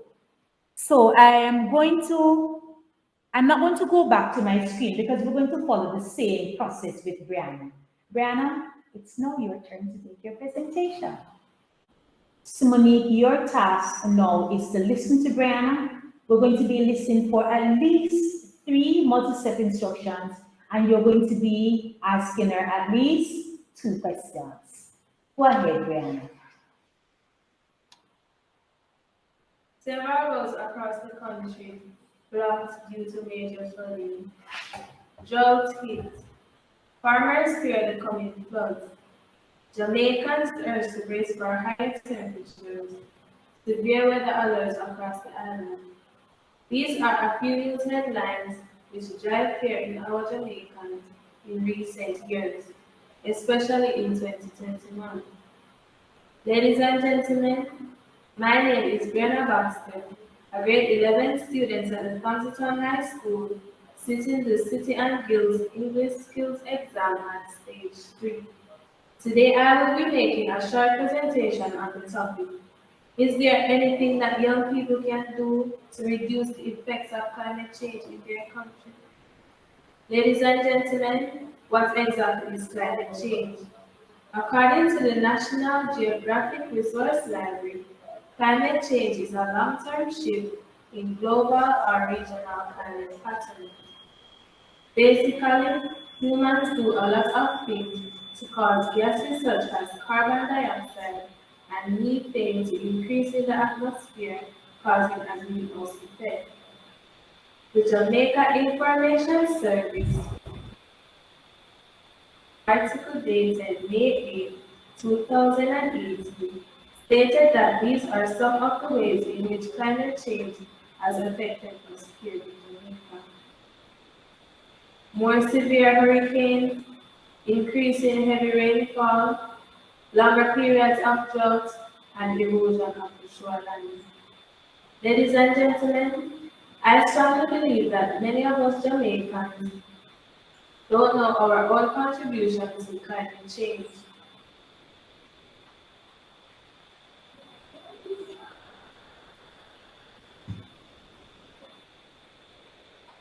I will suggest 4 steps that young people can take to reduce the effects of climate change in their country. First, save energy. Young people can save energy at home by following these simple steps. 1. Turn off lights when washing hands, brushing teeth, or washing face. 2. Plug out all unnecessary devices. 3.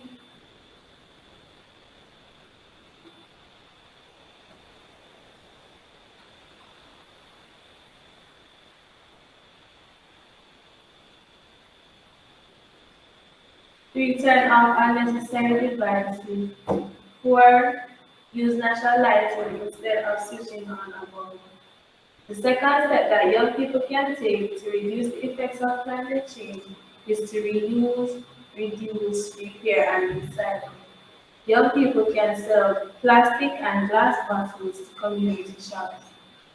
The third step that young people can take is to walk more and drive less. Young people can walk for short distances and drive for longer distances. The fourth step that young people can take is to eat less meat and eat more vegetables. Ladies and gentlemen, fighting climate change is everybody's business. Ladies and gentlemen, fighting climate change is everybody's business. We all need to act now to stop climate change in our country. Ladies and gentlemen, I'm done.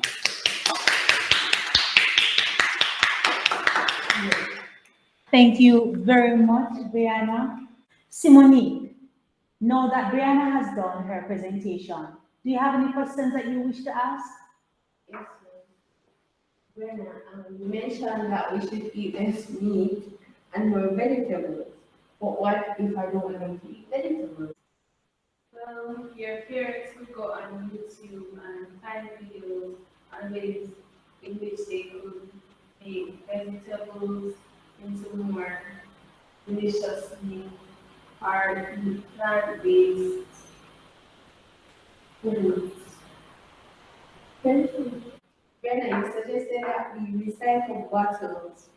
But what if I recycle bottles? Wouldn't my friends think that I'm poor um, in that sense?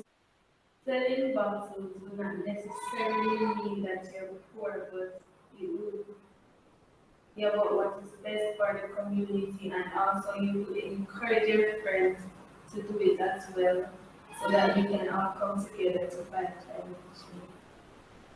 Thank you very much. You're satisfied with her response. Thank you very much. Now give her a round of applause. Thank you very much. You may have a seat. Okay, Simone, let's complete the peer evaluation form. Let's look at the screen for a moment. These are the things we need to remember. Students need to pay keen attention to the section of the Stage 3 assessment which deals with multi-step instructions. Students must present at least 3 multi-step instructions that are, read with me please, that are clear and easy to follow. Students must use a lead sentence to introduce these multiple instructions. And let's read the example of the lead sentence on the board. Ladies and gentlemen, I'm suggesting that young people follow these X number of steps to fight climate change in Jamaica. You're to use sequence words such as, what are these sequence words? Let's go over them again. Before, first, next, after, afterwards, then, and finally. Now, this is critical. Students, you must practice speaking in standard English. And always remember our school motto. What's our school motto? Let me go back to my slide. What's our school motto? It can be done. And we can include at least 3 multi-step instructions in our Stage 3 speaking and listening presentations. Do you have any questions? Brianna, do you have any questions? Thank you very much for participating in this lesson, and thanks for agreeing to be here with us face to face. Welcome back to the presentation. Don't forget, our team is on hand to answer any questions you may have. Having observed the lesson, you will now get a chance to look at the examiner record sheet which was completed by the teacher, and that will give you a view of the grades and the marks which were accorded to both speakers. You will also have a look at the peer evaluation form, which students sometimes have difficulty in completing. So those 2 records will help to guide you as you present on this aspect of the speaking and listening activity.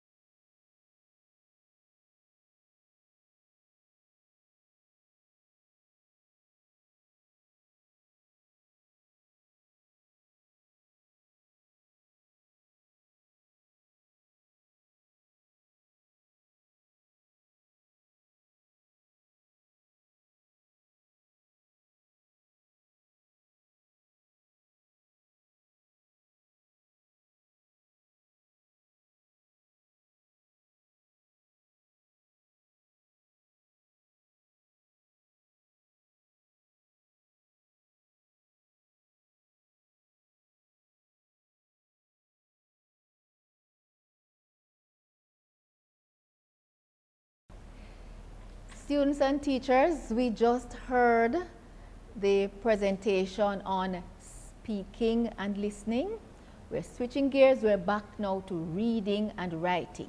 And we're going to be looking at comprehension, but more specifically, what we call the text features or the layout features in these documents that we've been talking about. I know that you know them, but let us just refresh our memories in terms of what are some of these.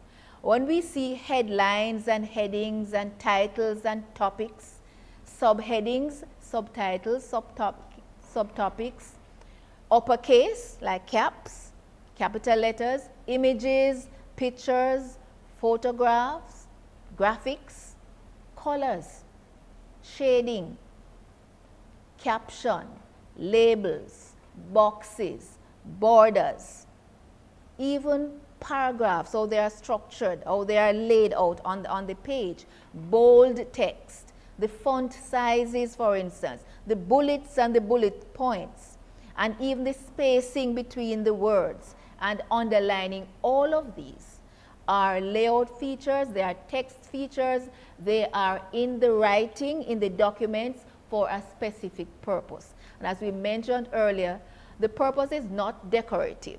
It is there to aid comprehension. Now, when you see some of these in the documents, they do quite a few things. They perform quite a few functions. But let us look at some general ones. They enhance readability. What do we mean by that? We're saying to you, when we talk about readability, just how you read the text, how you understand it, how it appeals to you. Sometimes when you see just words and more words, many times people are turned off.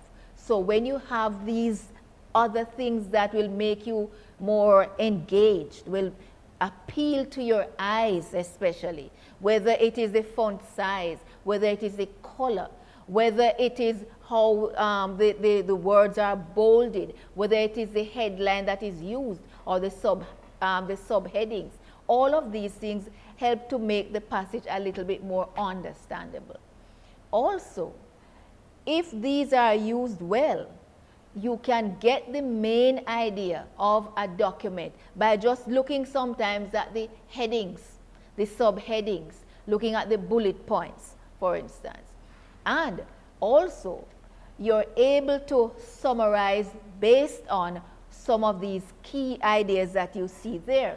And sometimes these text features help to explain something to you and also help to reinforce, because writers have different strategies to hold your attention and to keep you engaged. And also, of course, to generate interest, because most people don't want to read pages and pages of text. But when they see these features and these layout features, they are more inclined, especially young people, to read, to see what's there. When they see a graph, when they see a photograph, they might say, oh, what is it? And by just looking, you might want to read what is around it. So we are going to be looking at text features and how they relate specifically to helping you understand what is there in writing.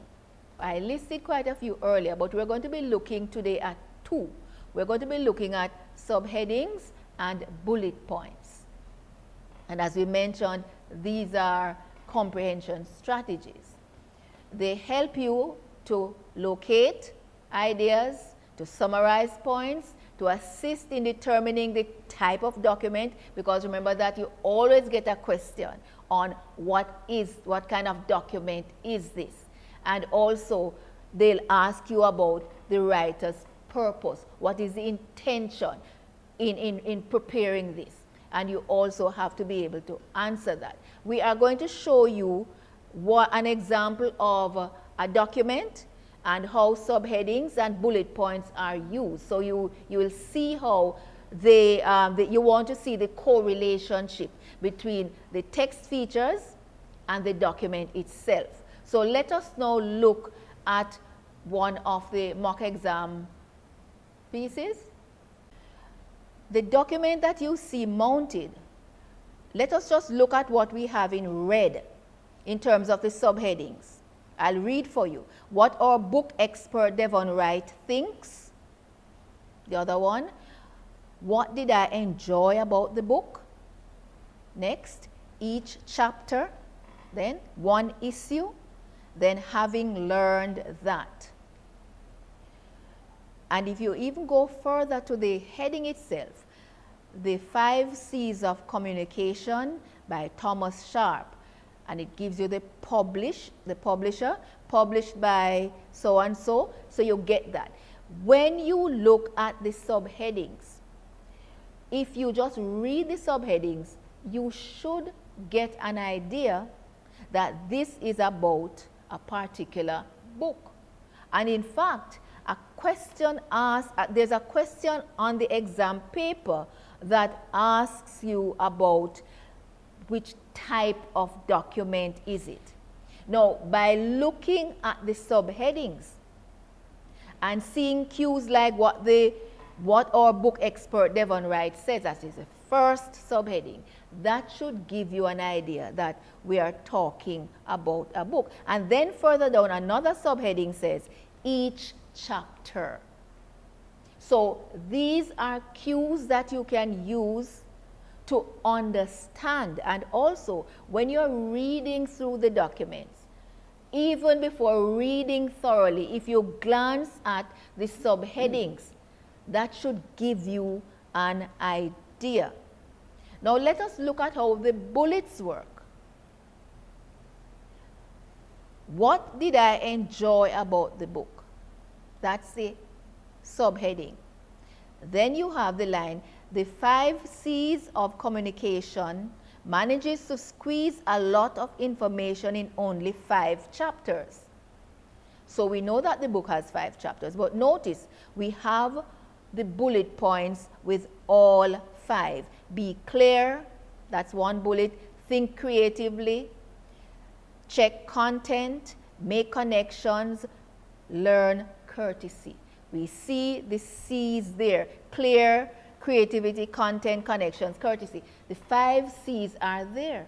So this should help you in terms of understanding what the book is about. In this one subheading with the bullet points, you get what the entire book is about. This is a summary because it tells you what each chapter has. And notice it said, what did I enjoy about the book? It tells you that 5 chapters, the book has 5 chapters, and the book is about 5 C's. We're going to presume that every chapter deals with one of the C's. So this is how you can look at how bullet points can help you to get at the main idea, how it can be used as a summary writing tool.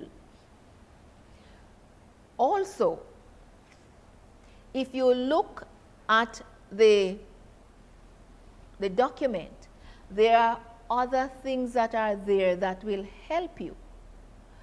If you look at the left side of it, you will see a graph, how people prefer to communicate.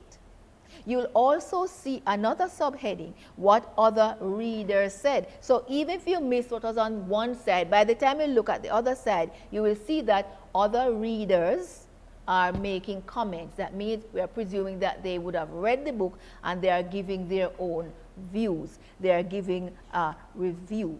So the question that is asked, one of the questions that is asked about this document is, what is the purpose of this document? And one of the answers is a review a recent publication. This book is not a travel story. This book is not a piece from the newspaper or magazine. This book is not a manual. This document is not a manual. It's not a recipe. It's not a book of recipes. So by looking at the text features, we're able to understand quite a few things. We can see how we can get at the main ideas by use of the subheadings. In other words, that will help you to summarize the passage, but also to how the bullets also work to summarize the ideas, and you get the idea that every chapter deals with a particular issue. So when you look at the document before you, you realize that the bullet points and the subheadings develop the ideas. They help you to understand the ideas by breaking up the passage itself, the document, into smaller portions, manageable portions, and also that there's a logical development, whether it is through listing or bullets or through subheadings. One idea moves into the other. And we want you to take this in mind, because when you are doing your own writing, you have to apply the same principle. How do you use bullets to expand your points? How do you use subheadings? How can you expand your ideas by following these same features? Because when you write the extended writing, you are in fact a writer. Just as though this person here is writing, you become the writer. So you have to apply the same principle. So when we talk about an integrated approach, as we mentioned earlier, the integration in terms of the documents, in terms of the extended writing, in terms of all the activities, we want you to apply that same idea of integration. When you read, you see how the writers use these features to promote readability and also for you to understand, aid comprehension. But also when you become the writer yourself, you can use some of these same principles to write. And we're going to be talking a little bit about that later, because the chief examiner has some ideas about how we did in the 2021 exam in terms of the writing, the extended writing activity. But we'll be getting to that shortly. Welcome back to the presentation. Don't forget, our team is on hand to answer any questions you may have. Now we go back to Miss Bryan, and she'll be taking you through the speaking and listening certificate. You will notice from this flow chart that there are a number of activities involved in completing the tasks for stages 1 and 2. At both stages, you will do a listening comprehension and a discussion. For both stages, you will be grouped from 3 to 5 candidates in a group. So there should be no fewer than 3 nor more than 5. Your assessor will inform you what it is you are going to talk about, and in fact, for the examination, you will get your topic a week ahead of the exam. Normally, when you get into the exam, you will get half an hour to prepare in your groups, because you should only be put into that group on the day of the exam. So you would need to talk with each other and decide who will lead off and so on. So here we go. The first step is that your assessor is going to tell you about the task and the rubrics. That is an instruction such as the material will be played 3 times consecutively with no pauses. Okay, so here we go. During the practice sessions, your teacher may read to you, but definitely on the examination day, he or she has to play a recording which has been sent by City and Guilds, and this should be done 3 times consecutively with no pauses. You will get a paper with questions to be answered, and you will write your answers. Then, the next activity will be the group discussion, and this should be from 5 to 10 minutes. And this is where you have up to half an hour to prepare for this discussion. There are specific directions as to how the discussion should proceed, as to what you are going to be tested for. And that is what the rubrics at the top refers to. You will, after you have completed your discussion, there are some questions which you need to answer in terms of reflecting on how the discussion went. And so you will do that reflection. At the end of that, your teachers will, for the practice session as well as for the exam, they will collect your paper, they will grade it, and they will make a record of what you did and the grades you achieved and so on. Now, during the exam, they may not have the time and they do not usually give you feedback. But during class time, when you are preparing for the exams, they should give you some feedback so that you know which areas you are strong on, which areas you are weak in, and where you need to improve. We will now look at the stage 3. You will notice, as with reading and writing, that stage 3 requires a little bit more. The students, as with the other stages, will be given instructions by their assessor so that they will know how they are going to be graded, what they are going to be graded for, and what they are expected to do. And you notice that the group size is similar. The topics will be assigned to be researched. As I had mentioned before, that you will get your topic a week before when it is exam time. The teacher will decide during class time how much time you will have to do your research. You notice here that for stage 3, the first thing that is done is the individual presentation. That is what you saw in the demonstration lesson. You have 3 to 4 minutes for this, and you have a peer evaluation form which must be completed. You would have seen a sample of that peer evaluation form after you observed the demonstration lesson. The peer evaluation form does not determine the grade which the student will get, but it gives the student practice in assessing a performance. When this exam was just started, we used the peer evaluation form as part of the evaluation, but now that the format for stage 3 has changed, it is not used to influence the grade which the student will be awarded. We then have the listening comprehension, and it is done in a similar manner to stages 1 and 2. That is, a pre-recorded tape is played 3 times consecutively without interruption, and the student will write answers to the previously prepared questions.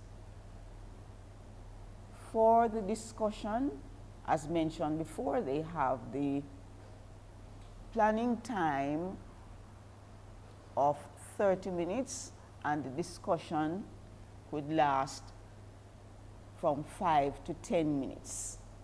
We need to have all this time because all the group members need to participate. If you do not participate, it means that you would have failed the discussion, and you need to participate in all the different assessment criteria. The teachers will complete the assessment record, and you would have noticed at the end of those presentations that there was an assessment record which was completed for both students.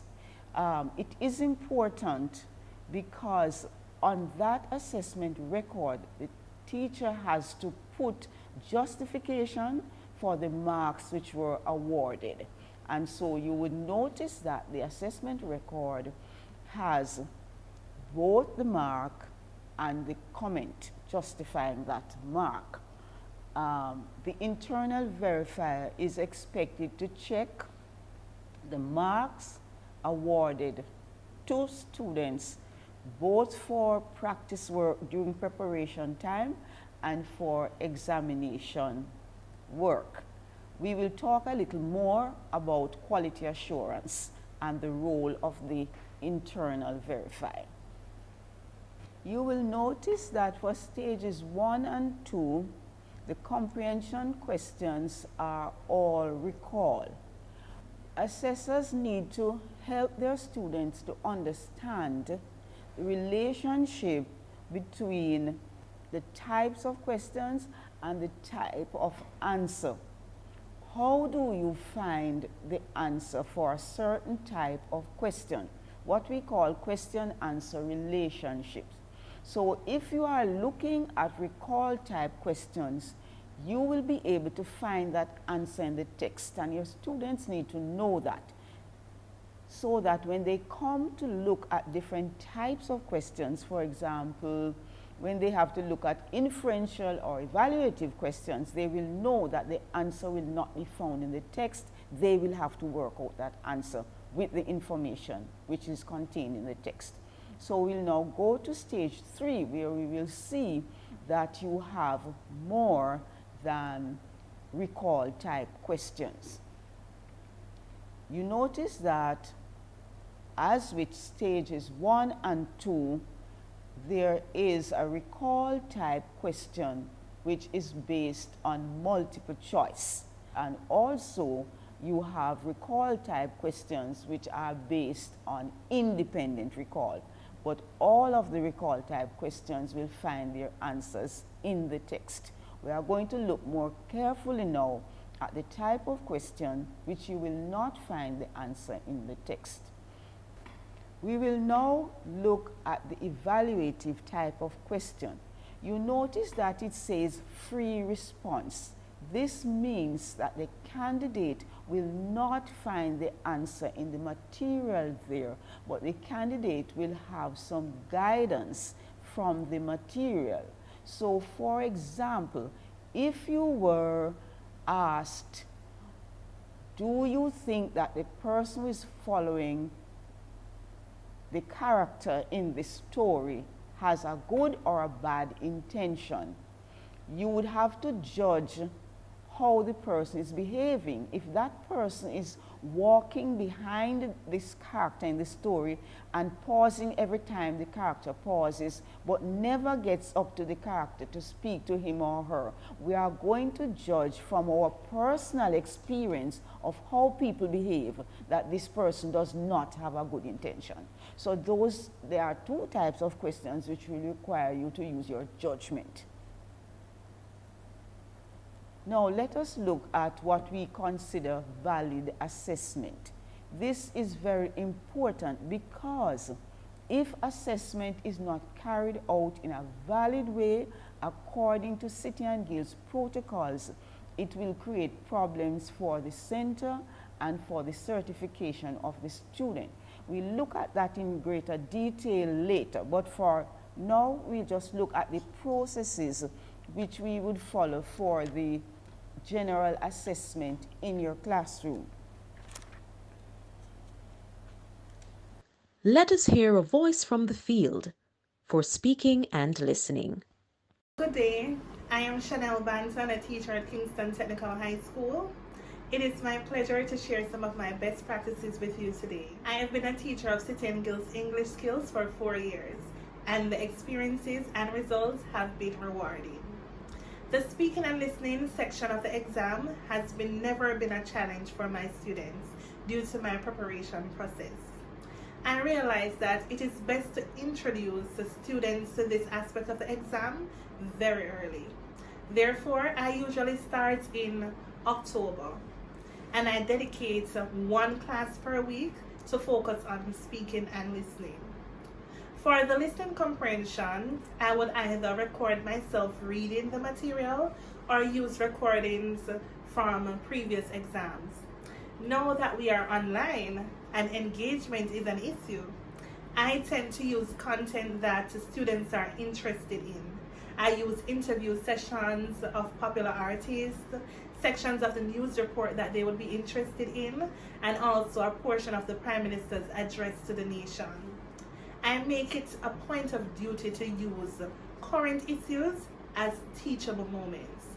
I ensure that I adhere to the exam protocol, such as providing students with questions before they listen to the recording, and then allowing them to listen to the recording only 3 times. I usually do 2 listening comprehension for the day so that I can answer their questions and provide them with a little bit of feedback, because they will have the questions, Miss, why do we have to listen to it 3 times, right? So to ensure that my students do well in the speaking exam, I introduce them to panel discussions, speech delivery, and the phrases of interruption that they must use. Over the years, what I do is ask my students for permission to record their discussions and their presentations, and I use them as teachable tools. So after I show them a clipping of probably all angles or the Prime Minister delivering a speech, I show them recordings of students doing their own discussions and presentations. I not only use the ones that are exemplary, but also the ones that didn't go too well, and then we critique them together. I let students do a lot of simulations. I start off with allowing them to speak on topics they are comfortable with, and then I let them move on to gathering information on the theme provided by City and Guilds, and then I start to meet the topics. I follow the exam process very closely, so I let them evaluate each other and give feedback.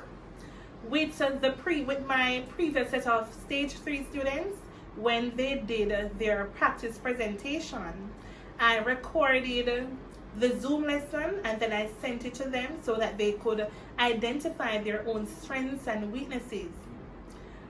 I do at least 2 team teaching per month when I'm doing the speaking exercise, so that I can get them into the frame of mind that other teachers will be there on the day of the exam, so it's not just me alone. So I don't have those, oh miss, I didn't know other teachers were going to be here on the day of exam, right? So being online, it comes with a lot of challenges and sometimes some unnecessary stress, but so we have to make it work for us. Last school year, I populated my Google Classroom with information on climate change, so as soon as they go on, they're bombarded with information. Also, we teach the different stages, 1, 2, and 3. So using Google Classroom, it can be instrumental with as it relates to differentiation. For example, when I'm doing presentation with stage 3 students, I assign classwork for the others according to the stage they are doing. So these are some of my best practices. I would encourage teachers to start early so you can provide your students with enough practice. Adhere to the exam guidelines and liaison with other teachers for support, because in times like these, we need to stick together and support each other. Thank you.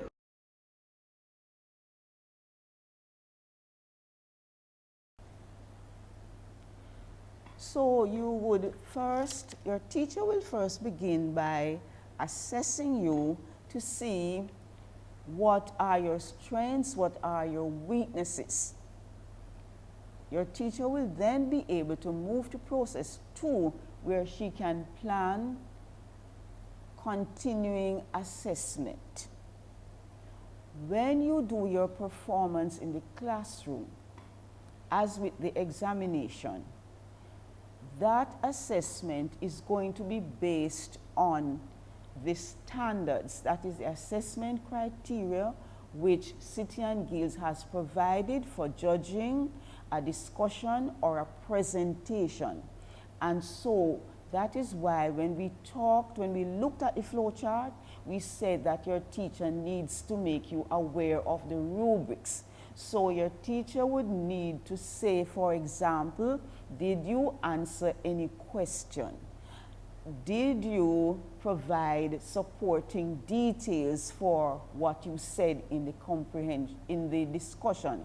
All of those are assessment criteria listed by City and Guilds. So your teacher cannot simply say, well, you tried your best, and so I am going to give you X or Y mark.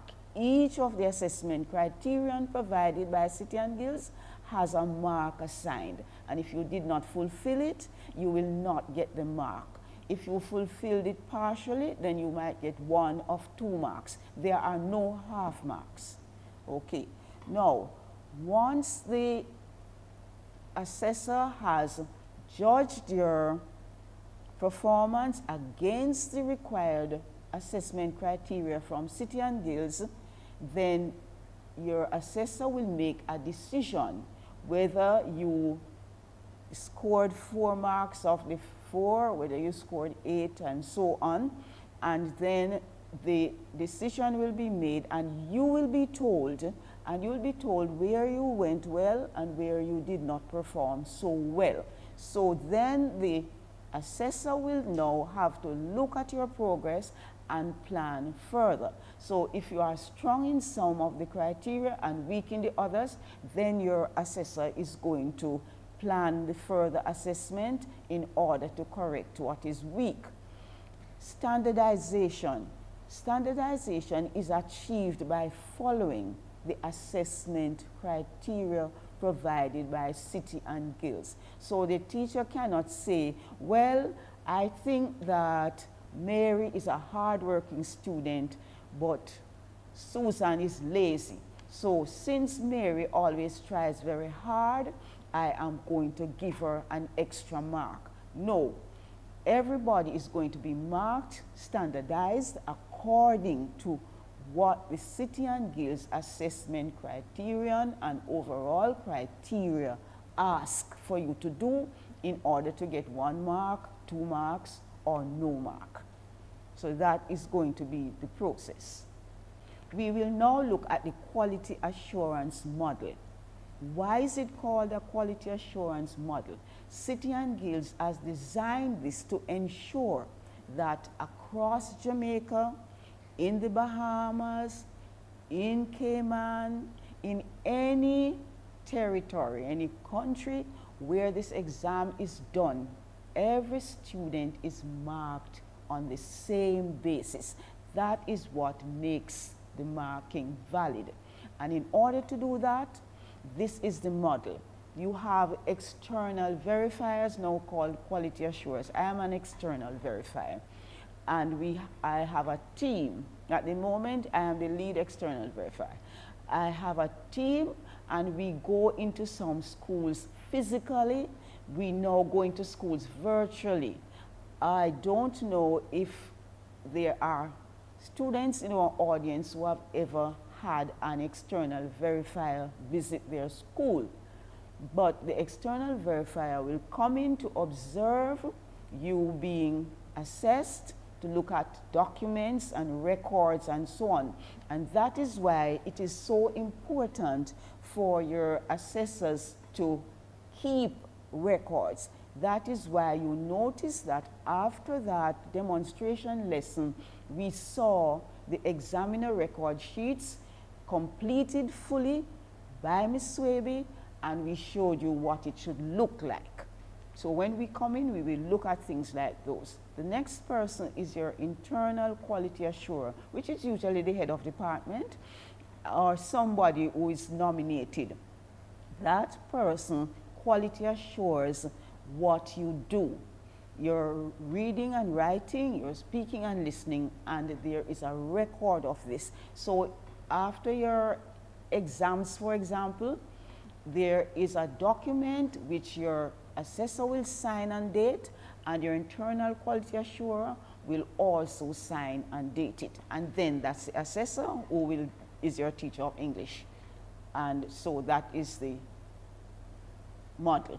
These are the 3 people involved in quality assuring the delivery of the certificate, because City and Guilds wants to make sure that the proper work is done, that you are assessed properly, so that they will be confident that when they certify you, you will be a good product to make their brand continue to be accepted.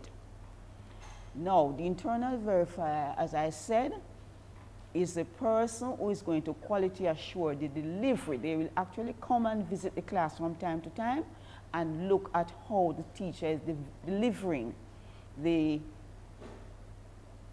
unit, and they will sign, to make sure that you are certified. The external verifier, as we said, will do sampling visits. We will not be able to go to every school, and we will not be able to come to every class, but we will come to see how the students are progressing. Some of the things we do, we look into the students' notebooks, workbooks. We also interview the students away from their teachers. We interview the teachers, we interview the principal, but we interview the students, we watch how they are performing in the class, and we search their notebooks and so on, so that we can be assured that they are doing the work which they should be doing and that they are being monitored. So we also go to some of the schools during exams. Before COVID, we would go physically. Since COVID, we do it virtually, but we watch and we look. We are the doorkeepers. We have details here about the role of the internal quality assurer or internal verifier. We have mentioned this before, but we are looking in detail now that they go to the assessors classes and ensure that all the assessors are marking on the same platform. Some of you say that teacher X mark hard, teacher Y mark easy. We don't have marking easy and marking hard for valid assessment. We have marking which is following the assessment guidelines. So everybody should be marked on the same basis. Now, the assessor will plan and implement sampling activities. In that, they will plan the dates when they are going to go to observe the teacher's class, and the teacher will know that they are coming. They will let them know if they are coming to look at a speaking and listening episode, or they are coming to look at a reading and writing episode. But we place more stress on the speaking and listening because the reading and writing is marked in London. But the speaking and listening, as you have heard, is school-based assessment. And we really want to make sure that when you are given a distinction or a merit or a pass, that you are performing at that level. They maintain a sampling plan record, and we are going to look at the sampling plan a little later to see how it is composed, what is the information that is contained in that.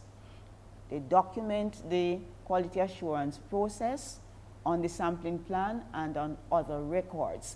Some of you may know that there were students who, because of COVID or because they had to travel, were not able to do their reading and writing exam. Last year we had the center assessed grade. This year we have TAG, the teacher assessed grade. And we need to get background information in terms of records to help us to determine if the grade which the teacher submitted should be accepted as the grade for the students. And this is why it is so important for documentation to be there. The internal verifier does not merely observe what the assessor is doing and document it. The internal verifier should also support the assessor by helping him, her, to deal with areas of weakness. There is help for both the assessor and the internal verifier in the person of the external quality assurer. The external quality assurer gives support and during the visit, gives support during the visit, but also is available via email, and there's also the Quality Academy to which the assessor and IV can have access by contacting the local office for the requisite link. Now, the IV, internal verifier, internal quality assurer, is also supposed to facilitate EV visits. The EV will inform the center that he or she is going to visit within a week. We'll send an outline called a visit planner to say what is to be done, and so the internal verifier should respond and they liaise and they agree on this. And after the visit has been completed, a report is written, it's sent to London, and London will send it back to the center to see if they agree with what has been done. If there are some risks detected at the center, then an action plan will be prepared and given to that center. It is the responsibility of the internal verifier to see that the action plan is implemented. Very important, the internal verifier has to verify examination scripts. So the internal verifier needs to be sitting there listening to the speaking and listening performance. If the internal verifier cannot be there, then this has to be recorded so that the internal verifier can now listen to it and decide if he or she agrees with the grades, the marks which were given by the assessor. That is one way of making sure that the quality assurance situation is dealt with. Now we are going to look at this very, very important document called the sampling plan. If there is no sampling plan in the center, if there is no sampling plan provided for the external verifier, there is an automatic suspension of the qualification status of that center. It is not left up to the external verifier to determine this. It is recorded in the International Qualification Status Guidelines sent to us from London. It is therefore very important that each center should have a copy of the International Qualification Status Guidelines, that they should become familiar with it, that they should know how different kinds of risks can affect their qualification status. So here we go. On the sampling plan or record, the plan is where you decide, which dates you are going to see, which teacher, which unit you are going to look at, and so on. So you will notice on the sampling plan that the qualification title is Certificate in English Skills, Speaking and Listening. The qualification number and module is 3850, 206, and the units covered are 404, 405, and 406. The internal verifier's name, Ms. M. Browning, the assessors, Y. Green, M. Campbell, T. Fairweather. The assessor who was seen first here is M. Campbell. She was seen delivering unit 404 on the 20th of the 9th, 2017. And the IV's response is that students need to work on assessment criteria 1.2 and 1.4. For unit 405, they need to work on assessment criteria 1.2. Unit 406, they need to work on assessment criteria 1.4 and 1.5. The comments, students need additional practice to meet the criteria indicated. Assessor needs to follow guidelines, reassessment criteria, unit 406, 1.4 and 1.5. And there is a positive comment, students' listening skills are generally good. You will notice that there are similar details for the other assessors who were seen. I had mentioned before that the internal verifier should not merely observe the assessor, but should offer help where needed. And we can see that help is being offered to Ms. Green by Ms. Fairweather. So you will notice that Ms. Fairweather mastered most of what needed to be done. So here is a comment, very close correspondence between our evaluations of students' performance. That is the evaluation of the assessor and the external verifier. Students have good mastery of criteria for most units, but need to work on their enunciation and eye contact. And so because Ms. Fairweather has done so well and Ms. Green needs some help, the internal verifier is going to arrange for Ms. Fairweather to do a demonstration class for Ms. Green. So you are going to both evaluate and scaffold the assessor. The bottom of the sampling plan as key O, it means observation of live assessment. There are a number of different ways of doing internal verification. You might have watched a video of the students, or you might have seen them physically. You might have looked at what they did in their workbooks. So this here is saying that the internal verifier actually observed a live assessment. So when the external verifier gets this document, there's quite a bit of information about what has been happening in terms of internal verification. Now, I had earlier mentioned camera, that those are the principles which should be followed. So we are explaining camera now. Camera refers to the candidates who are also called learners by city and guilds.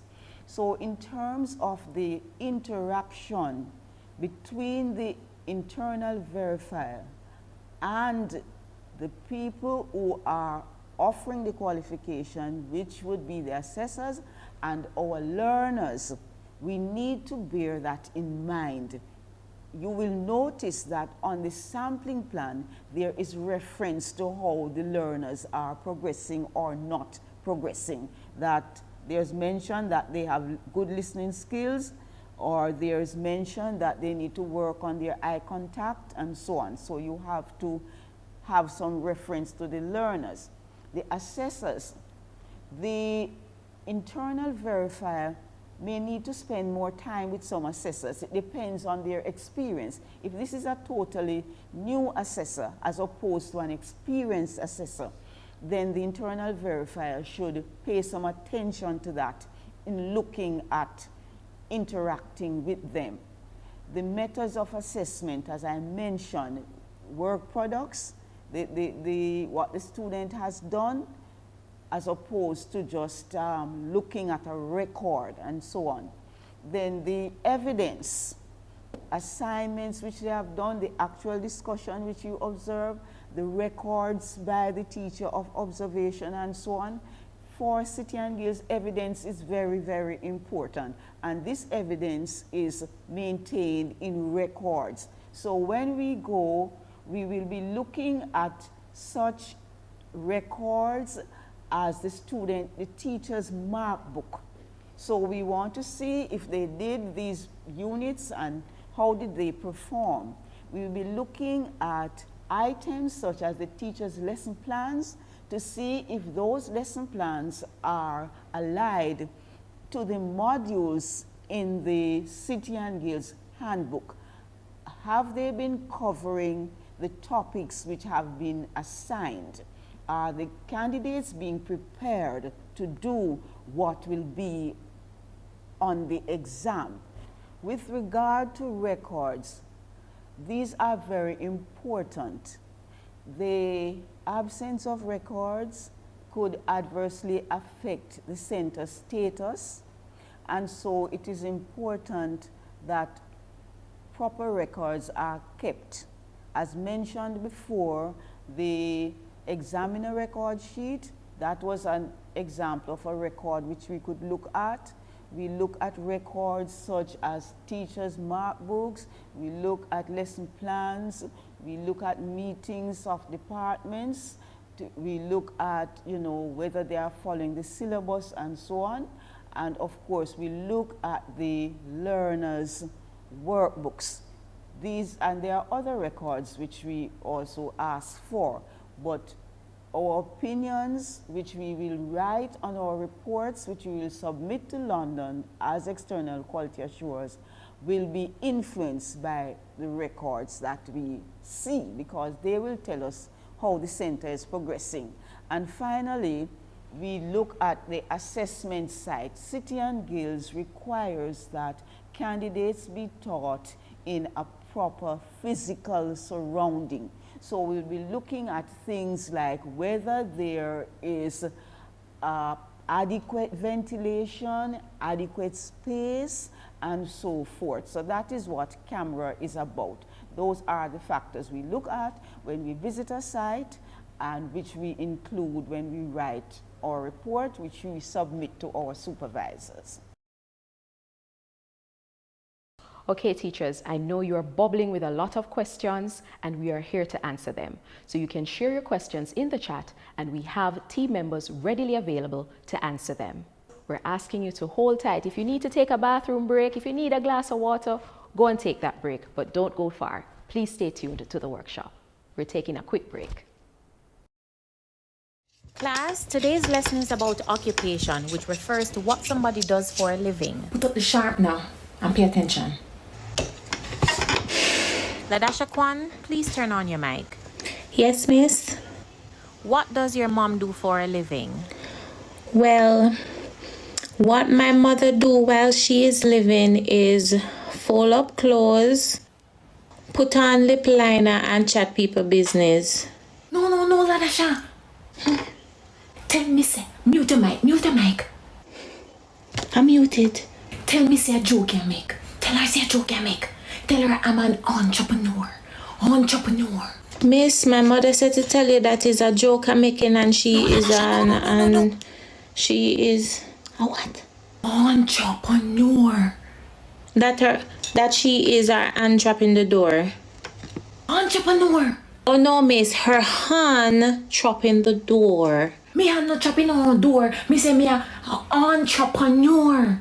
Oh, miss, you have to say it with an accent. Her hand chopping the door. Nor. Ladasha Kwan, make sure your mic mute. Thank God today is Friday. Ladasha, I didn't get that. What does your mom do? It's me no know what she do. You have to go and ask her yourself. Me no know.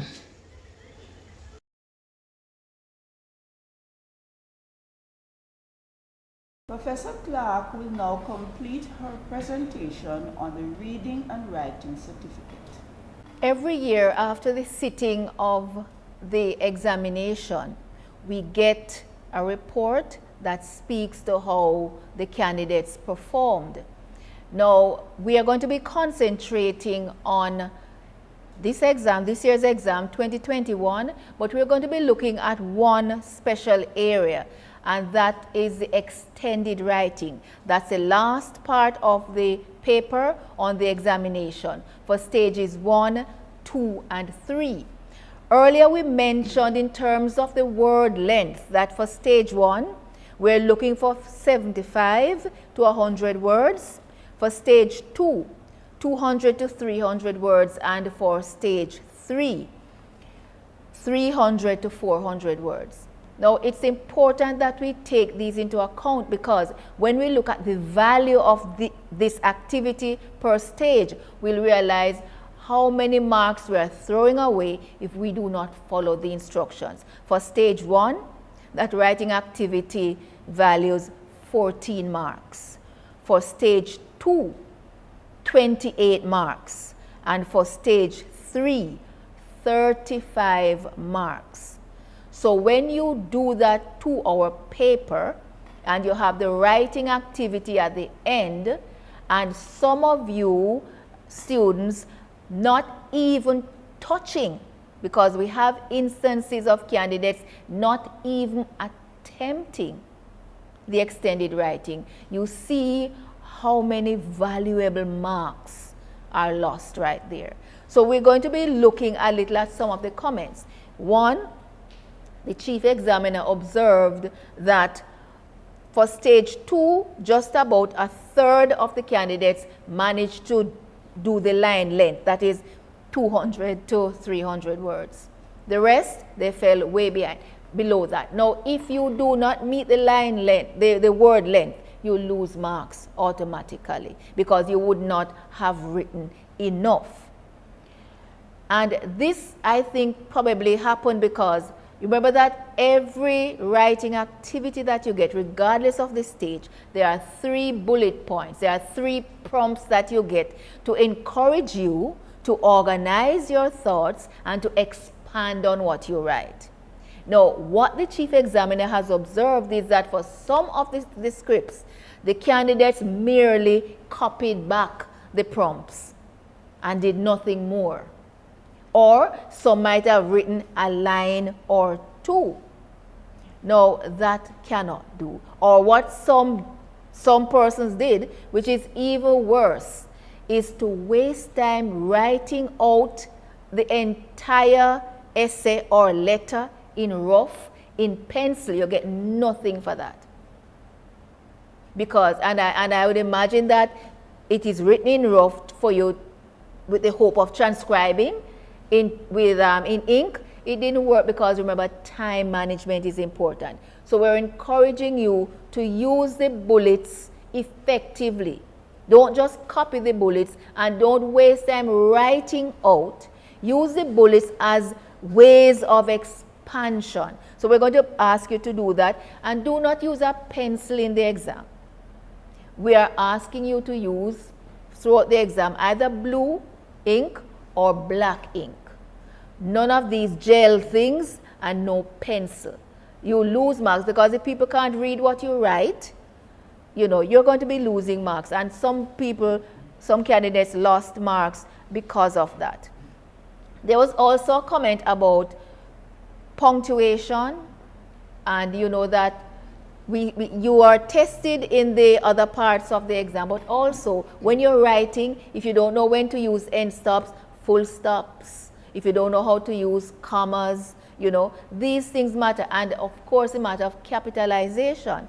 Now, it would appear that some of us just randomly capitalize words. It can't be like that. And then also, when you should really capitalize, as in I, the pronoun, we are getting common I. And I suspect it's because of, you know, social media and so on. You know, it's nobody bothers to capitalize. But you do get marks for that. So you have to ensure, and you lose marks when you do not capitalize properly. You lose marks when you do not punctuate properly. We also had situations where words that are easily confused, we have issues with that. Words like T-H-E-I-R, T-H-E-R-E, T-H-E-Y, apostrophe R-E, and T-H-E-Y. Sometimes people just use them interchangeably, use them wrongly, you lose marks there as well. And other words, because I imagine of our Creole interference, because of our Jamaican language, there are some words, you know, that sometimes we do not pronounce the H's in some words, and then it comes out in your writing. So your teachers will get, and my colleague teachers, you'll be getting the full report from the chief examiner. That will be sent to you along with the other resource materials. So you'll get that and you'll be able to see in detail how the candidates did per stage and what are the areas of weaknesses and so on. Of course, there were some strengths, and we know that we continue to do well, but let us just look at some of the ways in which we can expand on the bullets, the prompts that are provided. And we want to thank the teachers who suggested and shared their strategies with us. These are not new to us, but you might want to use them to expand and develop ideas in the writing so that you can at least make the minimum words for each of these activities. Brainstorming, you know, just get your ideas, what comes to mind when so and so, what is a trigger for so and so. And then the KWL, you know, you can do that, webbing, and also importantly, the theme. When you get the theme and you get the word lists, it's an ideal way to research because it will help you with the extended writing. And I'm going to show you how that works because we're going to be looking at a sample question from a stage 2 paper, and it goes like this. Notice that they tell you the word limit, 200 to 300 words, and this is a letter that you are to write. Write a letter to apply for a job at a TV station. Now, you know, if you are being asked to write a letter, There are certain features of letter writing. You know, you have to put in the address, the salutation, and all of these things. So there you'll be getting your marks for that. But let us look at how you can build the paragraphs. There are 3 bullets there. And notice what you're asked. You're asked to apply for a job at a TV station. And you're being given some guiding ideas. What job would you like? Now, this activity would have been part of a general theme. So you would have had an entire year to do your research. This theme probably comes from media and communication. So teachers would have been doing research, would have been looking at all kinds of media. So getting this activity shouldn't take you by surprise. You ought to be able then to say, if I am applying for a job, what job would you like? And is it in broadcasting? Is it in reporting? Is it in producing? Do you want to be an engineer? Do you want to be part of the clerical staff? Do you want to be part of wardrobe and makeup? Do you want to just write? Do you want to be part of the set designing team? In other words, you have to be specific for this prompt to describe and explain that job that you want. You can't just write one line, I want to be a broadcaster. And you won't get much for that. That is not a paragraph. And also when you're writing your paragraphs, you must indicate. It can't be one big blob. You have to indicate whether you indent or whether you skip a line, so that the person who's reading what you have written will say, yes, all right, this is one paragraph, this is another paragraph, this is another paragraph. The way this question is arranged through the prompts, you have an idea that if you wrote 3 good paragraphs, you would have answered the question.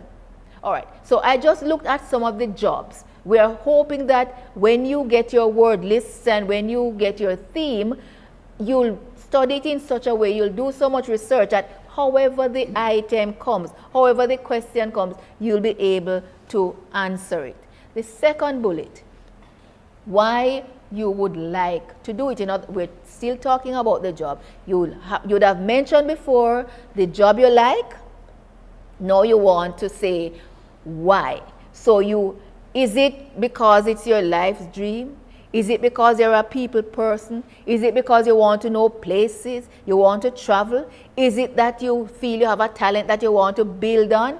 Is it that you feel that you're artistic or you're an academic? You need to say and describe and discuss and explain and illustrate why you would like this job.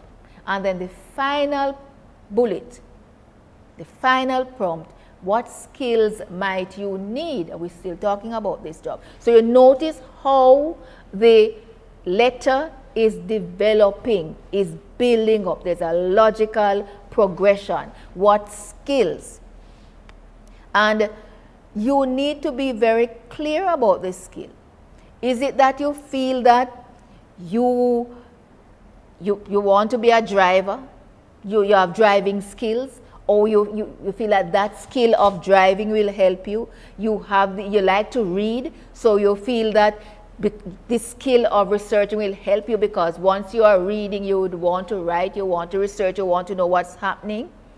Is it because you feel that you're a people person, you're outgoing, you'd be able to conduct interviews, you'll be able to talk to people, go and do vox pop and so on? Is it that you just want to, what skills do you have? Can you can you identify this skill? Or if you say, well, all right, I might not have it, but in getting this job, I will develop this. I might have a little here, but coming into your organization, coming to your media house, coming to your television station, I will be able to develop. Somebody might be able to mentor me. I'll be able to learn on the job. I will be something like an apprentice. I will learn. These are some of the things that you could do to build on that. So this is just an idea as to how you can use the prompts there to expand, to develop. And as I said earlier, once you get the theme, discuss the theme in such a way that however this item comes, whether it is through an article or a letter or a story or an essay, you will be able to do well. You'll be able to meet the word limit at minimum. You'll be able to write at least 3 solid paragraphs. You'll be able to read over your work and sign that you have read over your work. You get a mark for that. But sometimes I know some of you are honest enough. You don't even bother to do that part. So you lose a mark because you know you didn't even read over. Because you can't read over what you didn't do. And some of you didn't do a whole lot there. So I'm going to encourage you and encourage the students, encourage the teachers to help us all to manage our time a little bit more. Time management is important. It's a 2-hour paper. The bulk of the marks really resides in the extended writing. We have to ensure that we get to that activity and do that activity well. You could perhaps practice by writing like a paragraph, a prompt in a timed way. 5 minutes and I'm giving you this prompt, expand on it. 10 minutes, I'm giving you this prompt, expand on it. You can do it in small portions, in bite-sized portions until you master the skill. But you have to develop strategies to expand on those prompts. And so that is the end of that part. We have on screen the resources that are available to you. We stand ready to serve you because we want you all to do well, because you know that excellence is our mantra.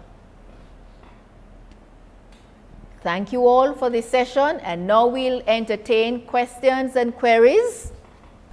All right, colleagues and students, we have come to the end of this session. We thank you for your participation.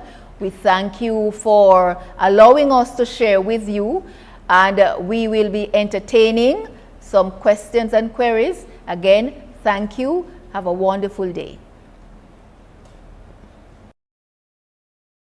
Thank you, teachers, for staying the course, and I trust that Zoom fatigue did not get the best of you.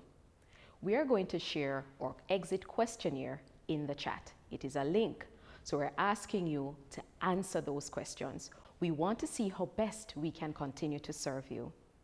Now, you might have asked a question in the chat that has not been addressed, but rest assured, our team is available at any time to answer your questions. Be free to call our office at 924-7808 or 924-7804, or simply send us an email to jamaica@cityandguilds.com. That's Jamaica spelled out at cityandguilds.com.